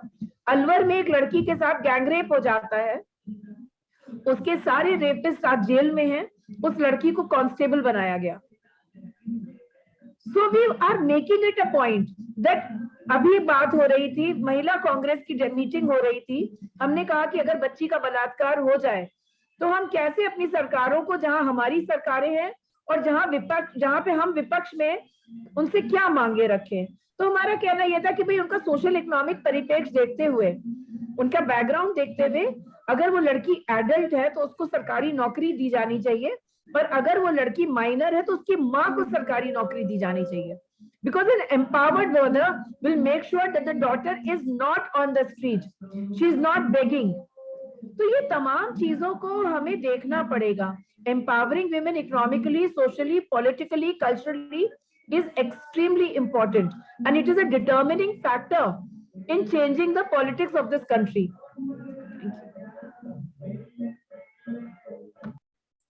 बिल्कुल बिल्कुल, ये बहुत बड़ी बदनसीबी है कि 21वीं सदी में हम आज भी अपने मुल्क की बेटी के लिए उसको बचाने की या उसको एम्पावर करने की बात कर रहे हैं।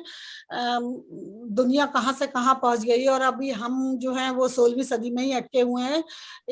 अगर हम बच्चियों की, लड़कियों के बारे में और उनकी जिंदगी के बारे में बात करें तो बहुत ही अनफॉर्चुनेट है, लेकिन होपफुली चीजें बदल रही हैं और जो कुछ भी हमारे सामने आ रहा है day by day, politically, religiously, socially, वो कहीं ना कहीं इतना पॉजिटिव तो जरूर है कि लोगों ने अब सोचना शुरू कर दिया है उसके बारे में, लोग बात कर रहे हैं और हम उम्मीद करते हैं कि ये जो पिक्चर है वो पॉजिटिव में जल्दी चेंज होगी।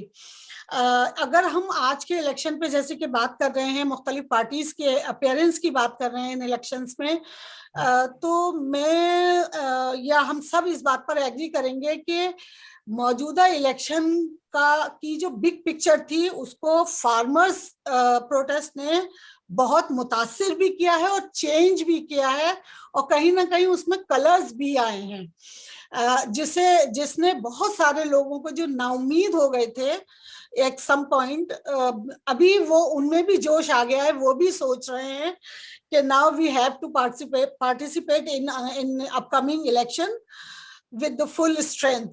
और ये स्ट्रेंथ हमें बिलाशुबा फार्मर से मिली है। तो हमारे साथ इकबाल मल्होत्रा साहब हैं जिनकी बहुत गहरी नजर है इस तमाम सिचुएशन पर और इस तमाम जो भी साल भर में फार्मर्स के हवाले से हुआ है। तो मैं I would like to invite Iqbal Malhotra sahab, आप हमें बताइए कि farmers the game changers of UP upcoming election, क्या आपका टेक है इस पर? Thank you Razia ji for inviting me to attend your webinar. देखिए, पिछले साल 26 नवंबर 2020 से मैं ये किसान आंदोलन एक ऑब्जर्वर के नज़रिए से देख रहा हूँ। उस समय मुझे यकीन नहीं था कि इस आंदोलन में इतनी क्षमता थी कि ये भारत सरकार की नींव को हिला देगा। साथ में इस आंदोलन ने एक बड़ी भारी नई सियासी ताकत खड़ी कर दी है। ये सियासी ताकत किसान शक्ति है जिसने कि भारत की राजनीति में एक नया खिलाड़ी खड़ा कर दिया है।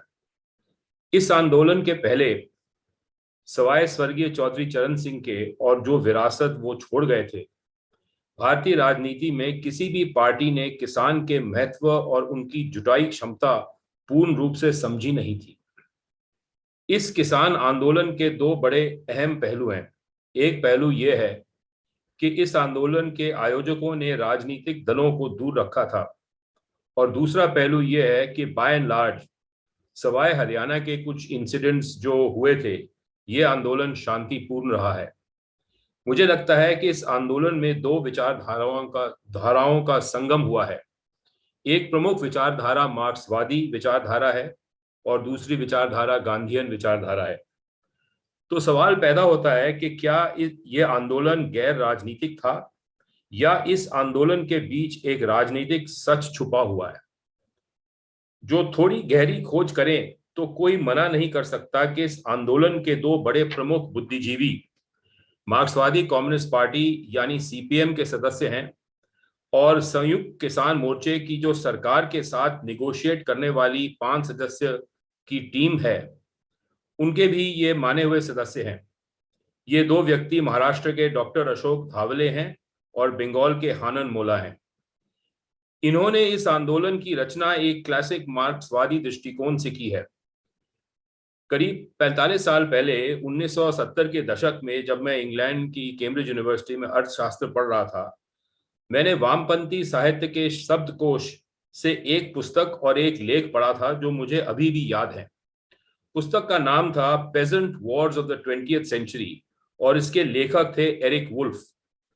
जो लेख था उसका नाम था हेगेमनी एंड पेजेंट्री और उसके लेखक थे जेम्स स्कॉट। अब ये वुल्फ और स्कॉट की मेन बहस ये है, पहली बहस ये है कि वही किसान क्रांति करने निकलते हैं जो गांव में रहते हैं और जो जमीनों के मालिक हैं। इसमें सब अमीर और गरीब किसान मिले हुए होते हैं। हमारे जो किसान आंदोलन है वह एक अलायंस या एकजुटता का नतीजा है किसान और वामपंथी बुद्धिजीवियों के बीच का। मेरी समझ में ये एक जबरदस्त समीकरण है जो कि भारत की राजनीति को पूर्ण रूप से बदल सकता है। अब सीपीएम में कई लोग हैं जो भूतपूर्व जनरल सेक्रेटरी प्रकाश करात के खिलाफ हैं और जिन्होंने ये नई स्ट्रैटेजी अपनाई है लेफ्ट विचारधारा को भारतीय राजनीति में प्रासंगिक रखने की। दूसरा पॉइंट ये है स्कॉट और ये वुल्फ का, कि 20वीं शताब्दी के किसान आंदोलन सांप्रदायिक एकजुटता को प्रमोट करते हैं और उनका जो वर्ल्ड व्यू होता है वह सत्ता के विरोध में होता है। अब आप इस किसान आंदोलन को देख लीजिए। पश्चिम यूपी में 2013 के मुजफ्फरनगर दंगों के बाद जाट और मुसलमानों के बीच दरार पड़ी थी और उसके फलस्वरूप बीजेपी ने 126 में से 91 सीटें जीती थी पिछले विधानसभा चुनाव में 2017 में। अब वह परिस्थिति बदल गई है, जाट और मुसलमान ज्यादातर मिल गए हैं। ये किसान आंदोलन का प्रभाव है। और इस आंदोलन का वर्ल्ड व्यू ये बहस करता है कि जो टर्म्स ऑफ ट्रेड हैं रूरल और अर्बन सेक्टर्स के दरमियान वह इनइक्विटेबल या अन्यायी हैं और इनको बदलना लाजमी होगा। किसान आंदोलन का वर्ल्ड व्यू सत्ता का जो वर्तमान वर्ल्ड व्यू है, जो कि कृषि के लार्ज स्केल कॉर्पोरेटाइजेशन या निगामीकरण के पक्ष में है, ये उसका विरोध करते हैं। तो मेरी बहस यह है कि इस दूसरे पॉइंट पर मार्क्सवादी नेताओं के प्रभाव से ही इस आंदोलन का सफर एक क्लासिकल मार्क्सियन रूट से गुजरा है।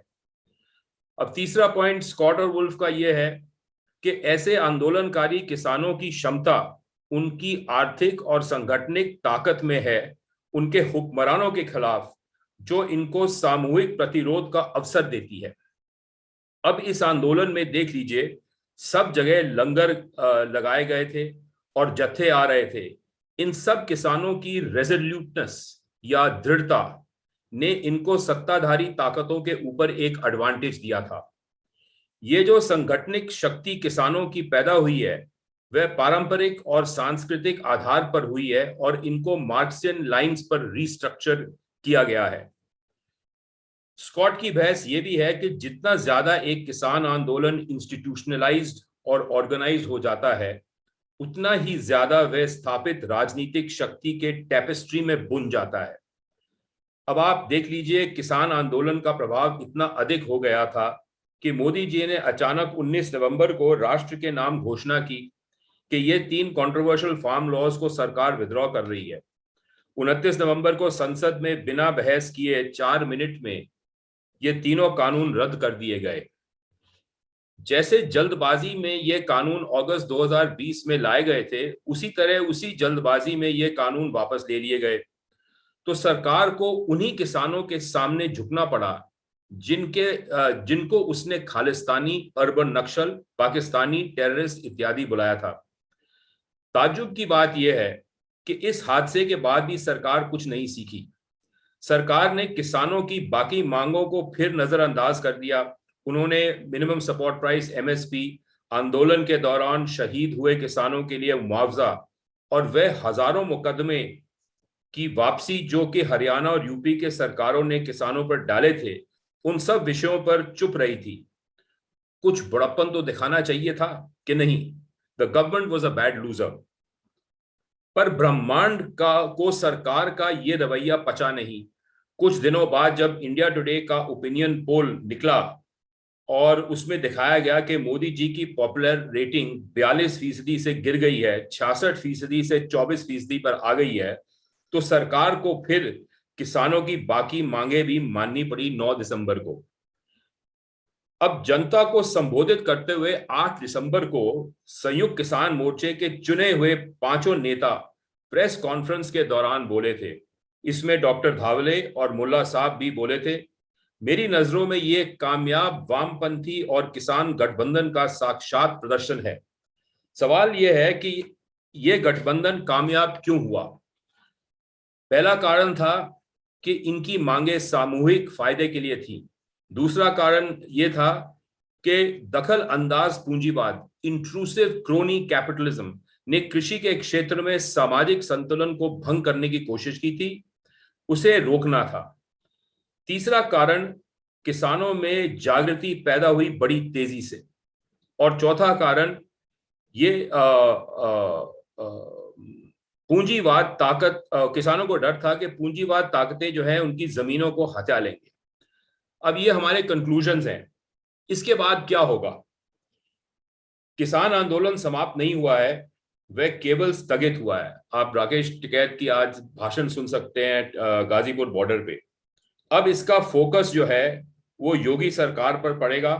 यूपी के संदर्भ में अब किसान आंदोलन की 3 अहम मांगे हैं। गन्ना की रकम का बकाया पिछले साल का 4,480 करोड़ है और इस साल का 10,000 करोड़ है। टोटल बन गया 14,480 करोड़। ये भुगतान करना होगा सरकार को। बिजली के रेट में कटौती होनी चाहिए और लखीमपुर खीरी के हादसे का न्याय मिलना चाहिए किसानों को। तो मैं समझता हूं कि Rakesh Tikait is the person to watch out for. This agitation has resulted in his political rebirth. उनका पुनर्जन्म हुआ है। और जैसे ये इंडिया अगेंस्ट करप्शन जो चला था ये 2011 में, जिसने के अरविंद केजरीवाल को पैदा किया था, किसान आंदोलन ने राकेश टिकैत को पैदा किया है। और जो किसान आंदोलन है, it is a self sustained, self reliance आंदोलन। जो इंडिया अगेंस्ट करप्शन था उसका मेन फाइनेंसियर एक अमेरिकन बिजनेसमैन था, पियर ओमदियार, जिसकी भूमिका को लोग बिल्कुल भूल गए हैं।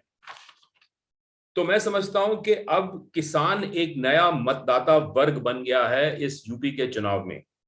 अब ये देखना पड़ेगा कि कास्ट और रिलीजन को क्या ये मतदाता वर्ग ओवरराइड करेगा, और जो ये ओवरराइड करेगा या कर सकता है, तो जो सिफोलॉजिस्ट्स हैं और जो पोलस्टर्स हैं, क्या वो अपने सैंपल्स और पोल्स को मॉडिफाई और अडेप्ट करेंगे और फार्मर्स को ये क्वेश्चंस पूछेंगे कि भाई आप किसको वोट देंगे।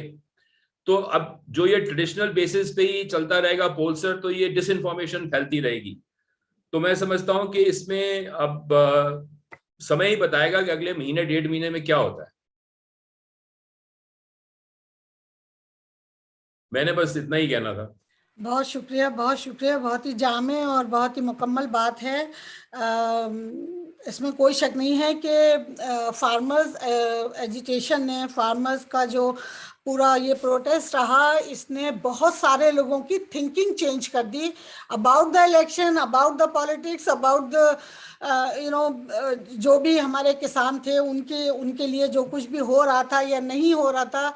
जैसे कि आपने अभी बताया कि गन्ना कि 2 साल से उन्हें उसका पेमेंट नहीं मिला है। बहुत कम रेट पर, इस बार भी गन्ना बहुत कम रेट पर जा रहा है और वो तैयार नहीं है देने के लिए। उन्होंने साफ कह दिया है कि हम आग लगा देंगे पर देंगे नहीं।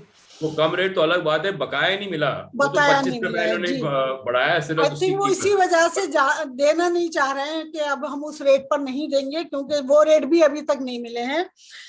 तो अभी अनफॉर्चुनेटली हमारे पास अशोक वानखेड़े साहब शायद ज्वाइन नहीं कर पा रहे हैं। उन्होंने बड़ी कोशिश की है लेकिन शायद कनेक्शन का कुछ प्रॉब्लम हो रहा है, वो बार बार ड्रॉप हुए जा रहे हैं।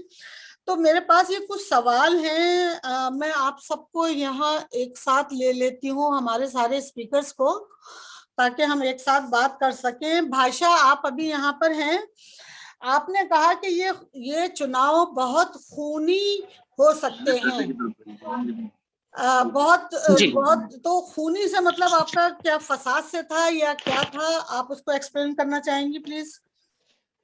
जी जी जी, मैंने ये बहुत सोच समझ के कहा कि ये खूनी या बहुत वायलेंट हो सकते हैं, क्योंकि इसकी एक नजीर, इसका एक एग्जाम्पल हमने पंचायत चुनाव के दौरान देखा है कि किस तरह से जो पीपल्स मैंडेट है उसको लूटा गया, गोलियां चली। मतलब बहुत दिनों बाद, मैं करीब 26-27 साल से मीडिया में हूँ, बहुत दिनों बाद इस तरह का नजारा कि आप चुनते किसी को हैं, फिर उनको वोट डालने नहीं दिया जाता। तो ये सब जब पंचायत स्तर पर है और जिस तरह से उसके बाद से हम देख रहे हैं कि उत्तर प्रदेश में जो पुलिस मशीनरी है वो सक्रिय है, हर तरह के डिसेंट को, मतलब मामूली से डिसेंट हैं, शिक्षकों के डिसेंट हैं, भाई आपने तनख्वाह नहीं दी, सफाई कर्मचारियों की दिक्कतें हैं, आपने उनको तनख्वाह नहीं दी, बेरोजगारी को लेकर परेशान है नौजवान, जो लोकतंत्र की बुनियादी चीजें हैं मेरा ये कहना है कि बहुत बड़े बड़े आंदोलन नहीं है, ये बहुत छोटे छोटे आंदोलन है जिनको जिला प्रशासन स्तर पे बहुत शांतिपूर्ण ढंग से देखा जाता रहा है, निपटाया जाता रहा है। हम देख रहे हैं कि लगातार पिछले 8-9 महीने से जो माहौल बना दिया गया है कि आप पुलिस में शिकायत दर्ज कराने जाते हैं, लड़की के साथ बलात्कार होता है, वह आवाज उठाती है, उसके परिवार को निशाने पे ले लिया जाता है और एक तरह से बिल्कुल अलग ढंग का एक खौफ का माहौल तारी करने पे कोशिश हो रही है। उसे देखते हुए मुझे ये बहुत बड़ी आशंका दिखाई दे रही है कि अगर दिखाई देगा और जिसको बार बार लोग कह रहे हैं कि ठोकने वाली राजनीति करेंगे, ठोक देंगे, है ना, ये कोई ऐरा गहरा नथु खैरा नहीं बोल रहा है, ये वो लोग बोल रहे हैं जिनके हाथ में कमान है सत्ता की, वो लोग ये भाषा इस्तेमाल कर रहे हैं। तो उससे ये अंदेशा लगता है कि जो इस तरह के स्वर बढ़ रहे हैं उनको दबाने के लिए वे किसी हद तक भी जा सकते हैं। भाई आप देखिए ना कि पंचायत चुनाव के दौरान हम सबने देखा कि वीडियो के कैमरे के सामने हो रही थी चीजें ना, बच्चे को लेकर वो प्रदर्शनकारी खड़ा है, वो गिड़गिड़ा रहा है कि मेरे हाथ में बच्चा है, आप कर दीजिए। अगर मान लीजिए वह कैमरे पर नहीं होता तो हम आप तो शायद आज बात भी ना कर पाते। मीडिया के ऊपर जो खौफ तारी है कि हम कैसे रिपोर्ट करें, क्या करें, उसे देखते हुए लग रहा है कि 2022 की जो तैयारी है, क्योंकि उनको ये लग रहा है कि लोग नाराज हैं, लोग नाराज बड़े पैमाने पर हैं, उस नाराजगी को मैनेज करने के लिए अलग अलग हथकंडे इस्तेमाल हो रहे हैं, तमाम तरह के पैसा हो रहा है, बहुत सी मांगे मानी जा रही हैं। गन्ना वाली मांग टिकैत ने रखी है, हो सकता है उसे भी मान लें वो, क्योंकि सत्ता के लिए वो कुछ भी कर सकते हैं। मोदी सरकार जो झुकने के लिए कुछ भी कभी सुनने को तैयार नहीं थी, वो आप देखिए कि जब लगा जमीन खिसक रही है तो तीनों कृषि कानून उसने ऐसे चुटकी बजाते हुए वापस ले ली। उसे देखते हुए ऐसा लग रहा है कि एक बिल्कुल दूसरे ढंग से उत्तर प्रदेश में जनादेश पर हमले की तैयारी है, जिसे प्रियंका गांधी बहुत मजबूती से बोलती आई हैं। आप प्रियंका गांधी को देखिए, आप सहमत हो असहमत हो, लेकिन जिस दिलेरी से उन्होंने हस्तक्षेप किया, जिस तरह से वो पुलिस वाले को सिखा रही हैं कि तुम हमारे जनता के सेवक हो, तुम संविधान द्वारा नियुक्त हो, तुम एटलीस्ट याद करो। तो ये चीज अगर विपक्षी दल के सबसे बड़े नेता को उत्तर प्रदेश की धरती पर बोलनी पड़ रही है, 3 लोग जा रहे हैं, 4 लोग जा रहे हैं, उन्हें रोक दिया जा रहा है। यूपी के लखनऊ के एयरपोर्ट को छावनी में तब्दील किया जा रहा है। तो उससे ऐसा लगता है कि जो दिन है वो बड़े खतरनाक दिन है। मीडिया को जिस तरह से निशाने पे लिया जा रहा है, हम आप बोल रहे हैं, त्रिपुरा ही में नहीं, उत्तर प्रदेश में भी तमाम पत्रकारों की आवाजों को दबाने की FIR, सेडिशन, सदीक कप्पन जो हमारे साथी हैं वो अभी तक जेल में है ना, 5000 पन्नों की उनके ऊपर चार्जशीट है। हम आप भूल जाते हैं उनके बारे में बात करना, लेकिन एक आदमी की तो जिंदगी दांव पे लग गई ना, कोई अपराध किए बिना, एक शब्द लिखे बिना, एक शब्द बोले बिना, एक कॉन्स्पिरेसी हो गई। तो ये सारे जो टेस्ट केस है ये बता रहे हैं कि उत्तर प्रदेश में लोकतंत्र पे जो हमला है उसके लिए जिस तरह से मशीनरी और सरकार, मैं बहुत जोर दे के कहूंगी, इसके लिए जो सरकारी मशीनरी का इस्तेमाल हो रहा है वह दिखा रहा है, बता रहा है कि आने वाले दिनों में अगर यह डिसेंट, लोगों का आक्रोश बढ़ेगा तो इसे दबाने के लिए किस हद तक ये लोग जा सकते हैं ये पता नहीं। ये मैं जरूर कहना चाहूंगी कि हमें इस बारे में सचेत होना बहुत जरूरी है। हमारे सामने पंचायत चुनाव को जो जनता ने वोट दिया और जो बाद में जो इलेक्शंस हुआ उसे किस तरह से मैनिपुलेट किया गया, हम सब ने देखा और हम कुछ नहीं कर पाए। किसी सरकार ने इंटरवीन नहीं किया। इलाहाबाद हाईकोर्ट जब बीच बीच में कुछ अपना बोलता रहता है, हस्तक्षेप करने की कोशिश करता है, लेकिन स्वर में बहुत मजबूरी है। तो ये जब हाल है कि लोकतंत्र के जो 4 खंबे हैं, चारों खंबों में जिस तरह से बात है, लखीमपुर खीरी की बात है, हम सबके सामने वीडियो आ गए कि कैसे रौंदा गया, लेकिन जो दोषी है वह उसका जो पिता है वह तो आज की तारीख में भी देश का गृह राज्य मंत्री बना हुआ है, हटा तो नहीं पाए उसको, और पूरे दमखम के साथ वो हर जगह बोल रहा है। तो ये जो संकेत हैं, ये संकेत बहुत निश्चित तौर पे चिंताजनक है। मुझे लगता है कि मैं इनकी ओर जिक्र करना चाहती हूँ और हम सब लोगों को जो लोकतंत्र में विश्वास रखते हैं, पत्रकारिता में विश्वास रखते हैं, सच्ची खबरें लाना चाहते हैं, हम सबको मिलकर इस पर बहुत सतर्क निगाह बनाए रखनी जरूरी है। जी, अब शायद मैं आप लोगों से बात करने में थोड़ी सी विजुअली मुश्किल होगी। हाँ, मैं नहीं, वैसे जुड़े रहूंगी। हाँ, okay, sure. So thank you so much भाषा, आपने बिल्कुल सही कहा। आप में से कोई और इस बात पर कमेंट करना चाहेंगे? क्या अंदेशे हैं इस तरह की उसमें भाषा से जो क्वेश्चन था उस पर कोई कमेंट करना चाहेंगे आप लोग? एनी हमारे जो स्पीकर्स हैं, वो मैं बाहर के कमेंट नहीं ले रही हूँ, क्वेश्चन मैंने सबके लिख लिए, तो मैं खुद ही पूछ रही हूँ। जी, भाषा ने जो कहा वो बिल्कुल सही बात है। देखिए, यूपी हिंदुस्तान की पॉलिटिक्स में बहुत इंपॉर्टेंट स्टेट है। सबसे ज्यादा एमपी वहां से आते हैं, सबसे ज्यादा पॉपुलस स्टेट है, और हिंदुस्तान की सियासत हिंदी हार्टलैंड से ही तय होती है आमतौर पे। हिंदी हार्टलैंड बोलिए या कॉ बेल्ट बोलिए, तो यूपी जीतना, जिस तरह गुजरात जीतना मोदी जी की शान की बात थी, इसी तरह यूपी जीतना उनके लिए एकदम वाइटल है। अगर यूपी हारते हैं तो 2024 का रास्ता इनका कठिन होता है। और एक फासिस्ट टाइप की सोच रखने वाला तो किसी हद तक जा सकता है, इसलिए उनका अंदेशा है। बिल्कुल बिल्कुल बिल्कुल। सदफ, आप यहाँ हैं, आपने कहा कि जब वो विक्टिम का बता रही थी आप, रेप विक्टिम का, जिनको कांस्टेबल बनाया गया था, उसके लिए सवाल है कि क्या इस तरह की चीजें हम आगे भी कर सकते हैं, या इसको जो लोग इस तरह के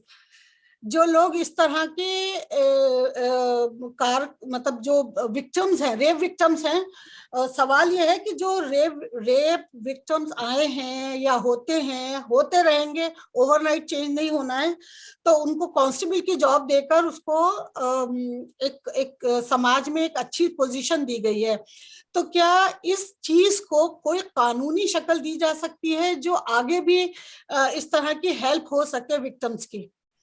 बिल्कुल बिल्कुल दी जा सकती है, और दी जानी चाहिए। देखिए, आज उसको सबसे खूबसूरत बात यह है कि उस बेचारी ने जो देखा, और जो वो बेचारी का टैग लेके वो जो जी रही थी, आज वो इतनी सशक्त है एज अ कांस्टेबल कि जब उसके सामने इस तरह के केसेस आएंगे तो वो बेचारी नहीं रह जाएगी, बल्कि वो और कई औरतों को एम्पावर करेगी और कई एफआईआर लिखी जाने में मदद करेगी। सही।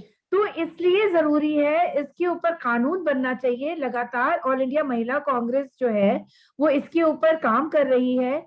जैसे आप याद करें कि जो महिला आयोग होता था वो एक ऑटोनोमस बॉडी होती थी, और वो इतनी पावरफुल होती थी कि वो तलब कर लेती थी मिनिस्टर्स को कि आपने ये कैसे कहा। अगर कोई फ्रिवलस कमेंट आता था तो वो बहुत स्ट्रिक्टली उसके ऊपर कॉग्निजेंस लेती थी, और उसके ऊपर मतलब मिनिस्टर्स, बड़े बड़े कद्दावर नेता जो थे वो घबराते थे। आज की तारीख में जिस तरीके से वो जय श्री राम करती हुई पार्लियामेंट में और यहाँ वहां 30 हजारी में घूमती नजर आती हैं आपकी महिला आयोग की प्रेसिडेंट, ये शर्मनाक है। इतने बड़े बड़े हादसे हो गए पिछले कई सालों में, आज तक वो खामोश रही, किसी मामले में नहीं बोली। तो मतलब यहाँ तक कि जब तक मतलब वो क्या नाम है, नित्यानंद ने उनके ऊपर तक बोल डाला, स्मृति ईरानी तक पे बोल डाला, और तब भी वो खामोश है। तो सारी जितने इंस्टीट्यूशंस हैं सरकारी जो ऑटोनोमस होते थे, वो आज सब कॉम्प्रोमाइज्ड हैं। औरतों, दलितों, अल्पसंख्यकों का आज कोई बोलने वाला नहीं है। और ये वक्त है जब कांग्रेस पार्टी मानती है इस बात को कि जब औरत एम्पावर होगी, तो इसका मतलब ये नहीं है कि हिंदू औरत, मुसलमान औरत, क्रिश्चियन या दलित औरत एम्पावर होगी। एम्पावर होगी वो तमाम औरतें जो एक दूसरे के लिए बोल सकेंगी। बिल्कुल बिल्कुल बिल्कुल सही कह रही हैं आप, क्योंकि हम अभी तक ये होता रहा है कि जो भी रेप विक्टिम्स हैं या एसिड अटैकर्स हैं या इस तरह की हादसों का शिकार जो खवातीन हैं, वो बेचारी एक विक्टिम बन के रह जाती हैं। पूरे समाज में, और उनको वो हैसियत या वो इज्जत नहीं मिल पाती है जो उनका हक है, पैदाइशी हक है, और जिसमें उनकी कोई गलती भी नहीं है। मतलब विक्टिम बनने में उनकी अपनी कोई गलती नहीं होती। आई मीन 80-90% में तो नहीं होती, 2-4-5 में होती हो तो मैं मतलब मैं नहीं कह सकती। लेकिन मैं अम्मा साहब की तरफ जाऊंगी। अम्मा साहब, आपने कहा कि मथुरा और काशी का जो इन्होंने एकदम शोर शुरू कर दिया है, वो शोर जो है वो किस रुख पर आप देख रहे हैं जाता हुआ? देखिए, धार्मिक उन्माद जो है ना, वो बड़े बड़े जख्म को भुला देता है। मैंने बिहार की बात की आपको उस वक्त भी, मतलब मैं खुद बिहार से बिलोंग करता हूँ, रहता हूँ बंगाल में, मगर बिहार मेरा नानियाल, ददियाल, ससुराल सब है जी। तो बिहार में मेरे जितने भी साथी थे, मेरी पढ़ाई बिहार से हुई है, ग्रेजुएशन मैंने वहां किया है, तो जिनसे भी बात होती थी वो ये कहते थे कि आरजेडी एकदम इत्मीनान से सिंगल लार्जेस्ट पार्टी होगी, ग्रैंड अलायंस आराम से जीतेगा। और खासकर प्रवासियों के पलायन के बाद जिस तरह के विजुअल्स हमने देखे वो काफी हॉरिफिक थे। मगर उसके बाद भी अगर बीजेपी मैनेज कर लेती है किसी तरह से सिंगल लार्जेस्ट पार्टी बनना, भले ही एक आध सीट से ही, तो ये तो बड़ा खतरनाक, मतलब वेस्टर्न यूपी में जो अभी हुआ किसान आंदोलन की वजह से, मैं मानता हूँ ये एक अच्छा साइन है। ये अच्छा साइन है। वेस्टर्न यूपी जिस तरह से खुशगवार था पहले, उस तरह से हो जाए तो बहुत अच्छी बात है। मगर ये कहना कि फार्मर आंदोलन से वो सारे चीजें, सारी यादें मिट जाएंगी, क्योंकि मुजफ्फरनगर का राइट्स एसपी के दौर में हुआ था।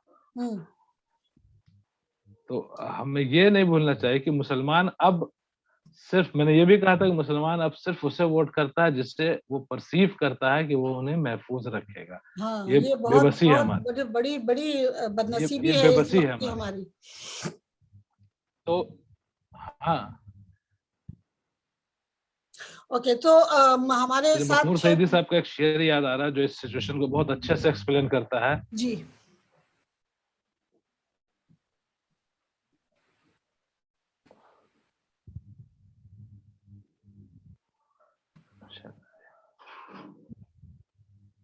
भाषा आप हैं उधर?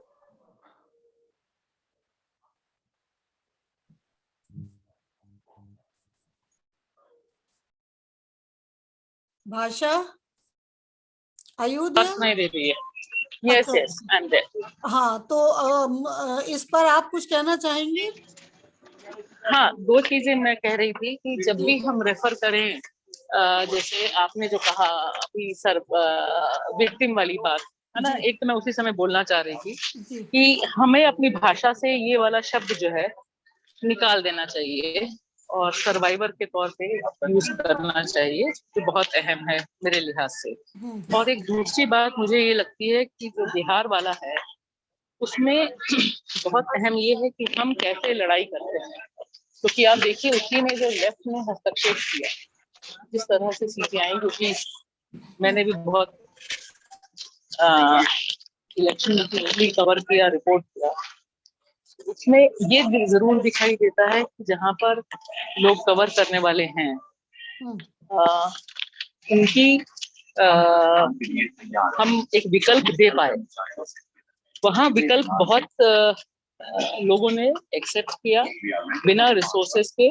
उसमें ऐसे कैंडिडेट्स जीते, इतने नौजवान कैंडिडेट्स जीते जिनके जीतने की ट्रेडिशनल पैसे वाली पॉलिटिक्स में बहुत कम जगह होती है।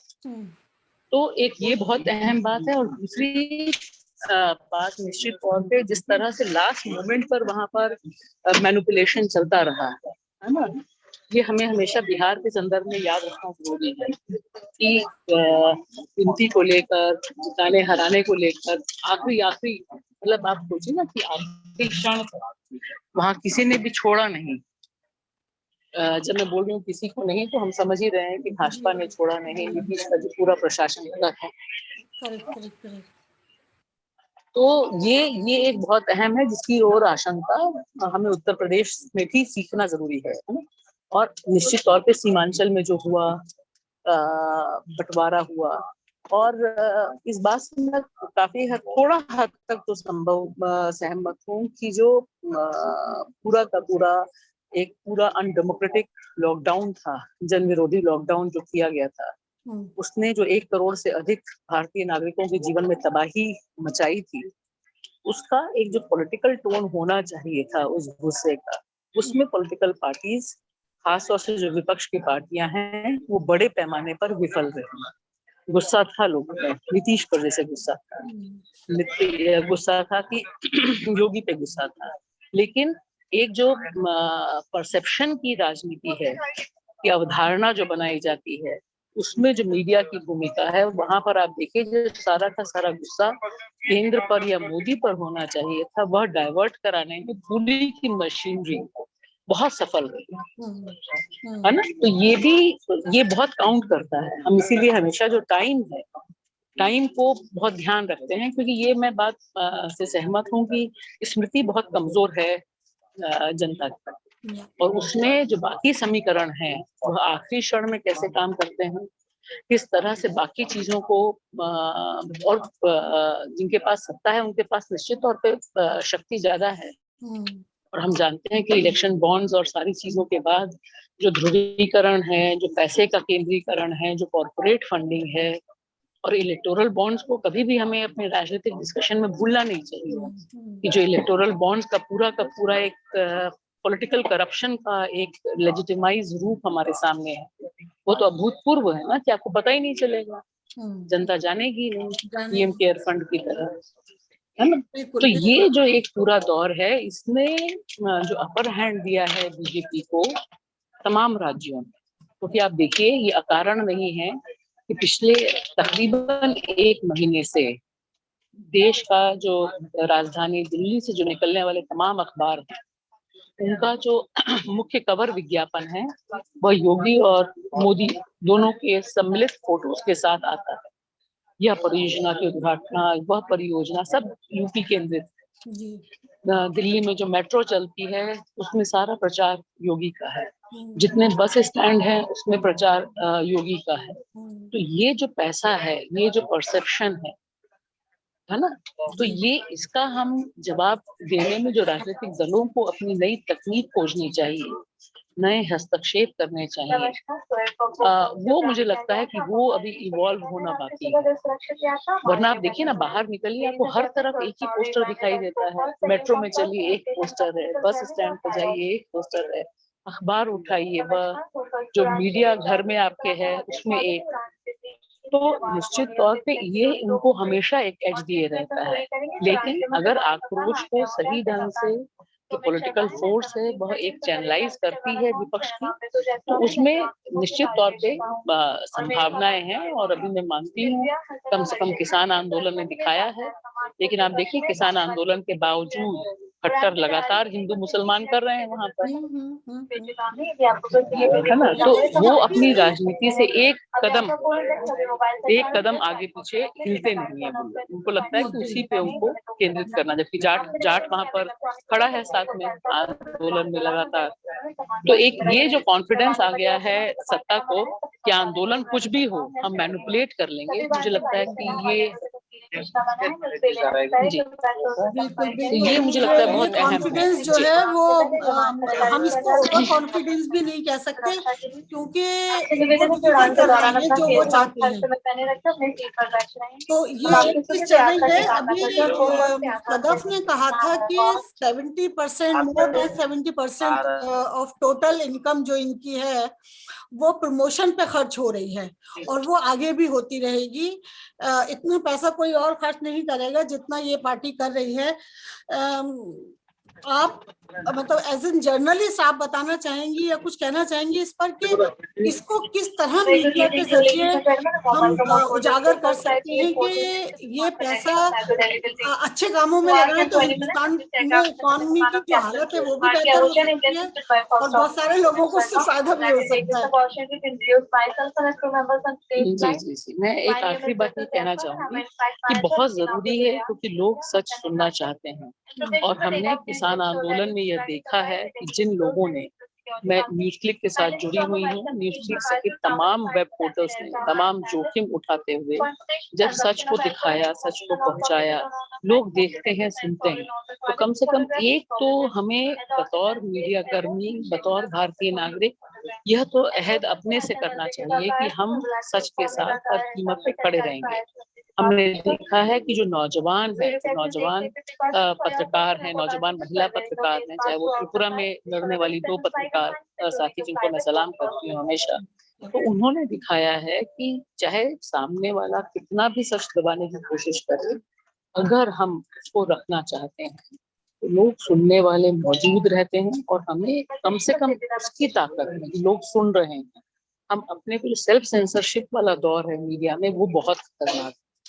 मैं देखती हूँ कोई भी किताब छापना, लेख छापना, कहीं भी भेजिए तो लोग सबसे पहले बात करते हैं कि अरे मतलब ये ठीक रहेगा, ये खुद ही कोई आपके पास पहुंचा नहीं पहुंचा वो अलग बात, लेकिन ये जो एक सेल्फ सेंसरशिप हो गई है, तो ये एक बहुत तकलीफ है। खासतौर से इसने जो माइनॉरिटी को एक बहुत बड़े खौफ में डाल दिया है कि बतौर मुसलमान पत्रकार आप कैसे रिएक्ट करेंगे, बतौर क्रिश्चियन पत्रकार कैसे रिएक्ट करेंगे। अगर हम ये सोचने लग जाएंगे तो ये मान लीजिए कि उनका जो नफरत का एजेंडा है वह सक्सेसफुल है। तो ये मुझे लगता है कि ये एक और पोटेंशियल है। देखिए बड़े बड़े चैनल्स, बड़े बड़े अखबार ना दिखाएं, उन्हें भी दिखाना पड़ा मजबूरी में। लॉकडाउन में जब 1 करोड़ भारतीय नागरिक ने सबसे बड़ा रिवोल्ट किया ऐसे तानाशाही फैसले के खिलाफ, तो मजबूरी में दिखाया ना लोगों ने। तो उसी तरह से किसान आंदोलन में भी तमाम जोर, मतलब ये भी ऐतिहासिक है अपने आप में, मतलब ये जो इतिहास रचा ये बहुत लंबे समय तक हमें और आपको याद दिलाएगा कि लड़ाइयाँ कैसे लड़ी जाती हैं या सच कैसे खड़ा किया जा सकता है। तो वो खड़े रहे तो उनके पक्ष में एक माहौल बना। अगर वो डर जाते कि उनके खिलाफ इतनी बातें हो रही हैं, दुबक जाते, वापस चले जाते, तो निश्चित तौर से जीत का सहरा तो उनके सर पे नहीं होता। तो मुझे लगता है आज बतौर मीडिया कर्मी, बतौर पॉलिटिकल एक्टिविस्ट, बतौर भारतीय नागरिक, और इस मामले में मुझे लगता है कि उत्तर प्रदेश की धरती बहुत बड़ा रास्ता भी खोज रही है।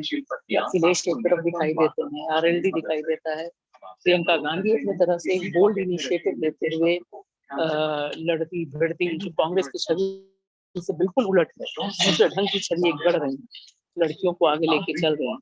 ये एक बहुत कारगर हस्तक्षेप है, क्योंकि इससे एक माहौल बनता है। वो खौफ तारी करते हैं और इधर से खौफ को तोड़ने के लिए एक मजबूत पत्थर आसमान की तरफ उछाला जाता है।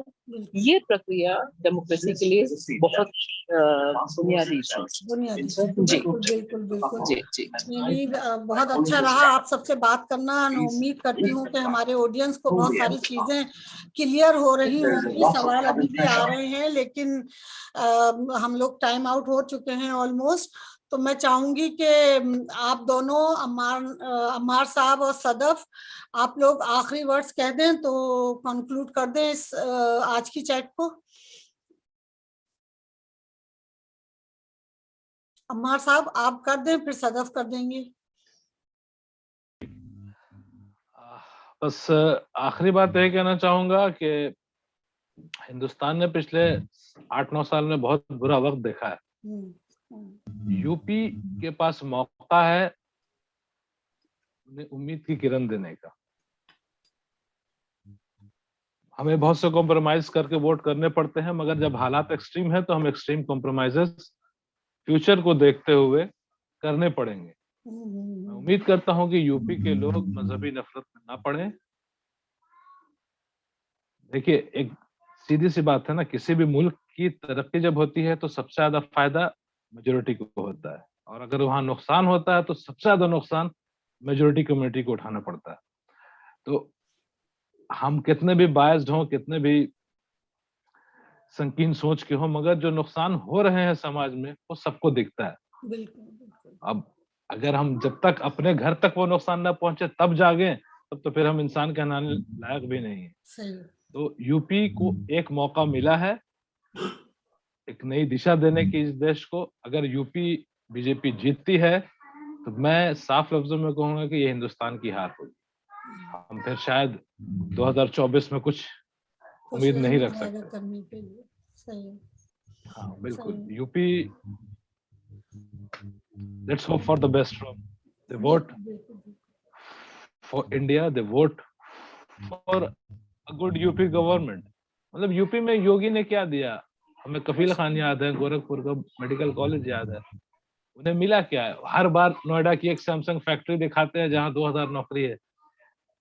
20 करोड़ की आबादी वाले स्टेट में 5 साल में अब 2000 नौकरियां पैदा करते हैं, और कितनी नौकरियां गई वो आप बताते तक नहीं। अपने लिए वोट करो भाई।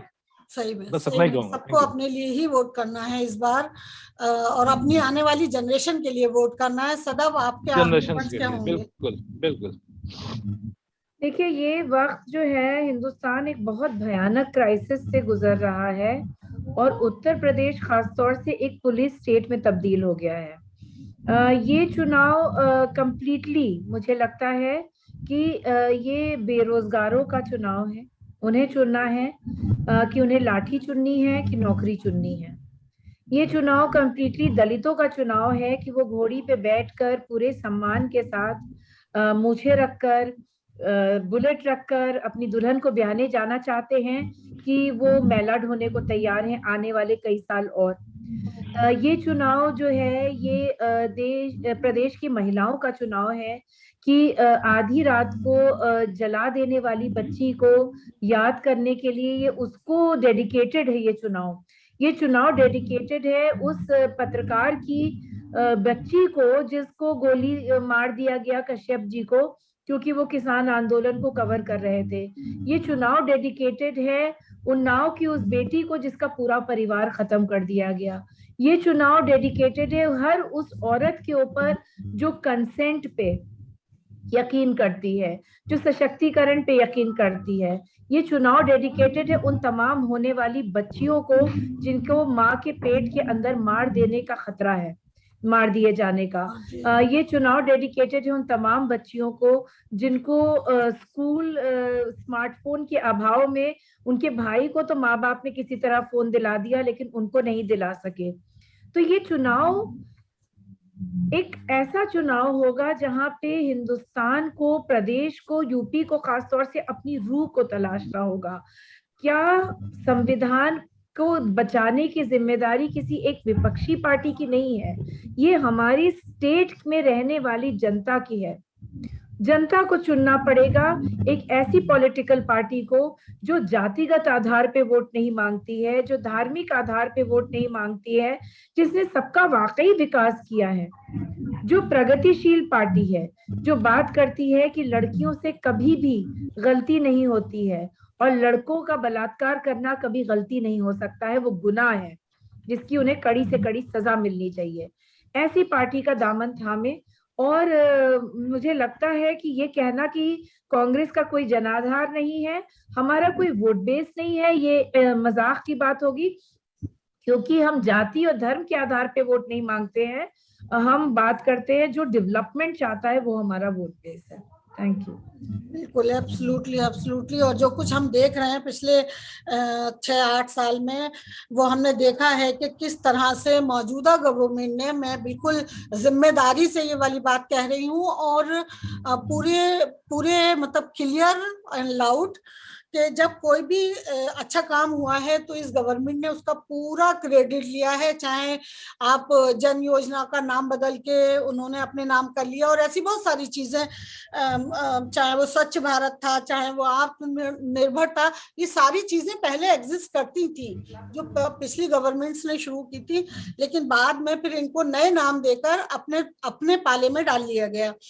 तो जब आपने सारे अच्छे कामों के क्रेडिट लिए हैं, तो जो कुछ गलत हुआ है या जो कुछ देश के खिलाफ हुआ है, उसकी जिम्मेदारी भी आपको लेनी चाहिए एज एन पॉलिटिकल पार्टी। चाहे वो पुलवामा का अटैक हो, चाहे वो अर्नब की टीआरपी हो, चाहे वो चीन का दोनों गांव बसा लेना हो, चाहे वो 3000 किलो की अडानी एयरपोर्ट पर कोकीन पकड़ी जाए, चाहे वो दीपक चौरसिया ने जो नशे में हमारे सीडीएस को खराजे तहसीन दिया है, आई थिंक इन चीजों को, और ये बहुत लंबी लिस्ट है, मतलब हम सब जानते हैं कि क्या कुछ होता रहा है। अगर हम इन चीजों को देखें तो इखलाकी तौर पर भी सिर्फ मजहब और यानी हिंदू मुस्लिम की राजनीति ही नहीं हुई है, हम इखलाकी तौर पर भी बहुत नीचे गिर चुके हैं। मतलब हमारे मुल्क का सीडीएस की एक दुर्घटना में डेथ होती है अलोंग विद 13 पीपल जो डिफरेंट उसके थे, उनकी वाइफ उनके साथ थी। इतनी अचानक और इतनी तकलीफदेह डेथ है, और आप शराब पीकर आप नेशनल चैनल पर बैठकर न्यूज पढ़ रहे हैं, उनके बारे में बता रहे हैं। तो आई थिंक इससे नीचे हिंदुस्तान को अब नहीं जाना चाहिए, और अवाम को ये सोचना चाहिए कि सिर्फ मजहब से ऊपर उठने के साथ साथ वो इखलाकी तौर पर भी उस इखलाक का सबूत दें जिसने हिंदुस्तान को हिंदुस्तान बनाया था, जिसने हिंदुस्तान को सारी दुनिया का विश्व गुरु बनाया है। मगर अब हम बहुत पीछे चल रहे हैं। तो ये हिंदुस्तान के और यूपी के हर उस इंसान को सोचना है जो वहाँ सांस ले रहा है, जो वहाँ अपनी जिंदगी गुजार रहा है अपने लोगों के साथ, अपनी फैमिली के साथ, कि हमारे बाद ये जो मुल्क है किन हाथों में जाएगा, और इसको हमारी नई जनरेशन के लिए क्या बेहतर है। मैं इसी के साथ, इस छोटे से नोट के साथ इस वेबिनार को खत्म करूंगी। Thank you so much for joining us. Thank you and we keep talking about all these issues again and again. तो जब तक हमारे इलेक्शन होंगे, हम लोगों को, शायद कुछ लोगों को जहन नशीन करा सकें कि what's wrong what's right. Thank you. जय हिंद, जय भारत।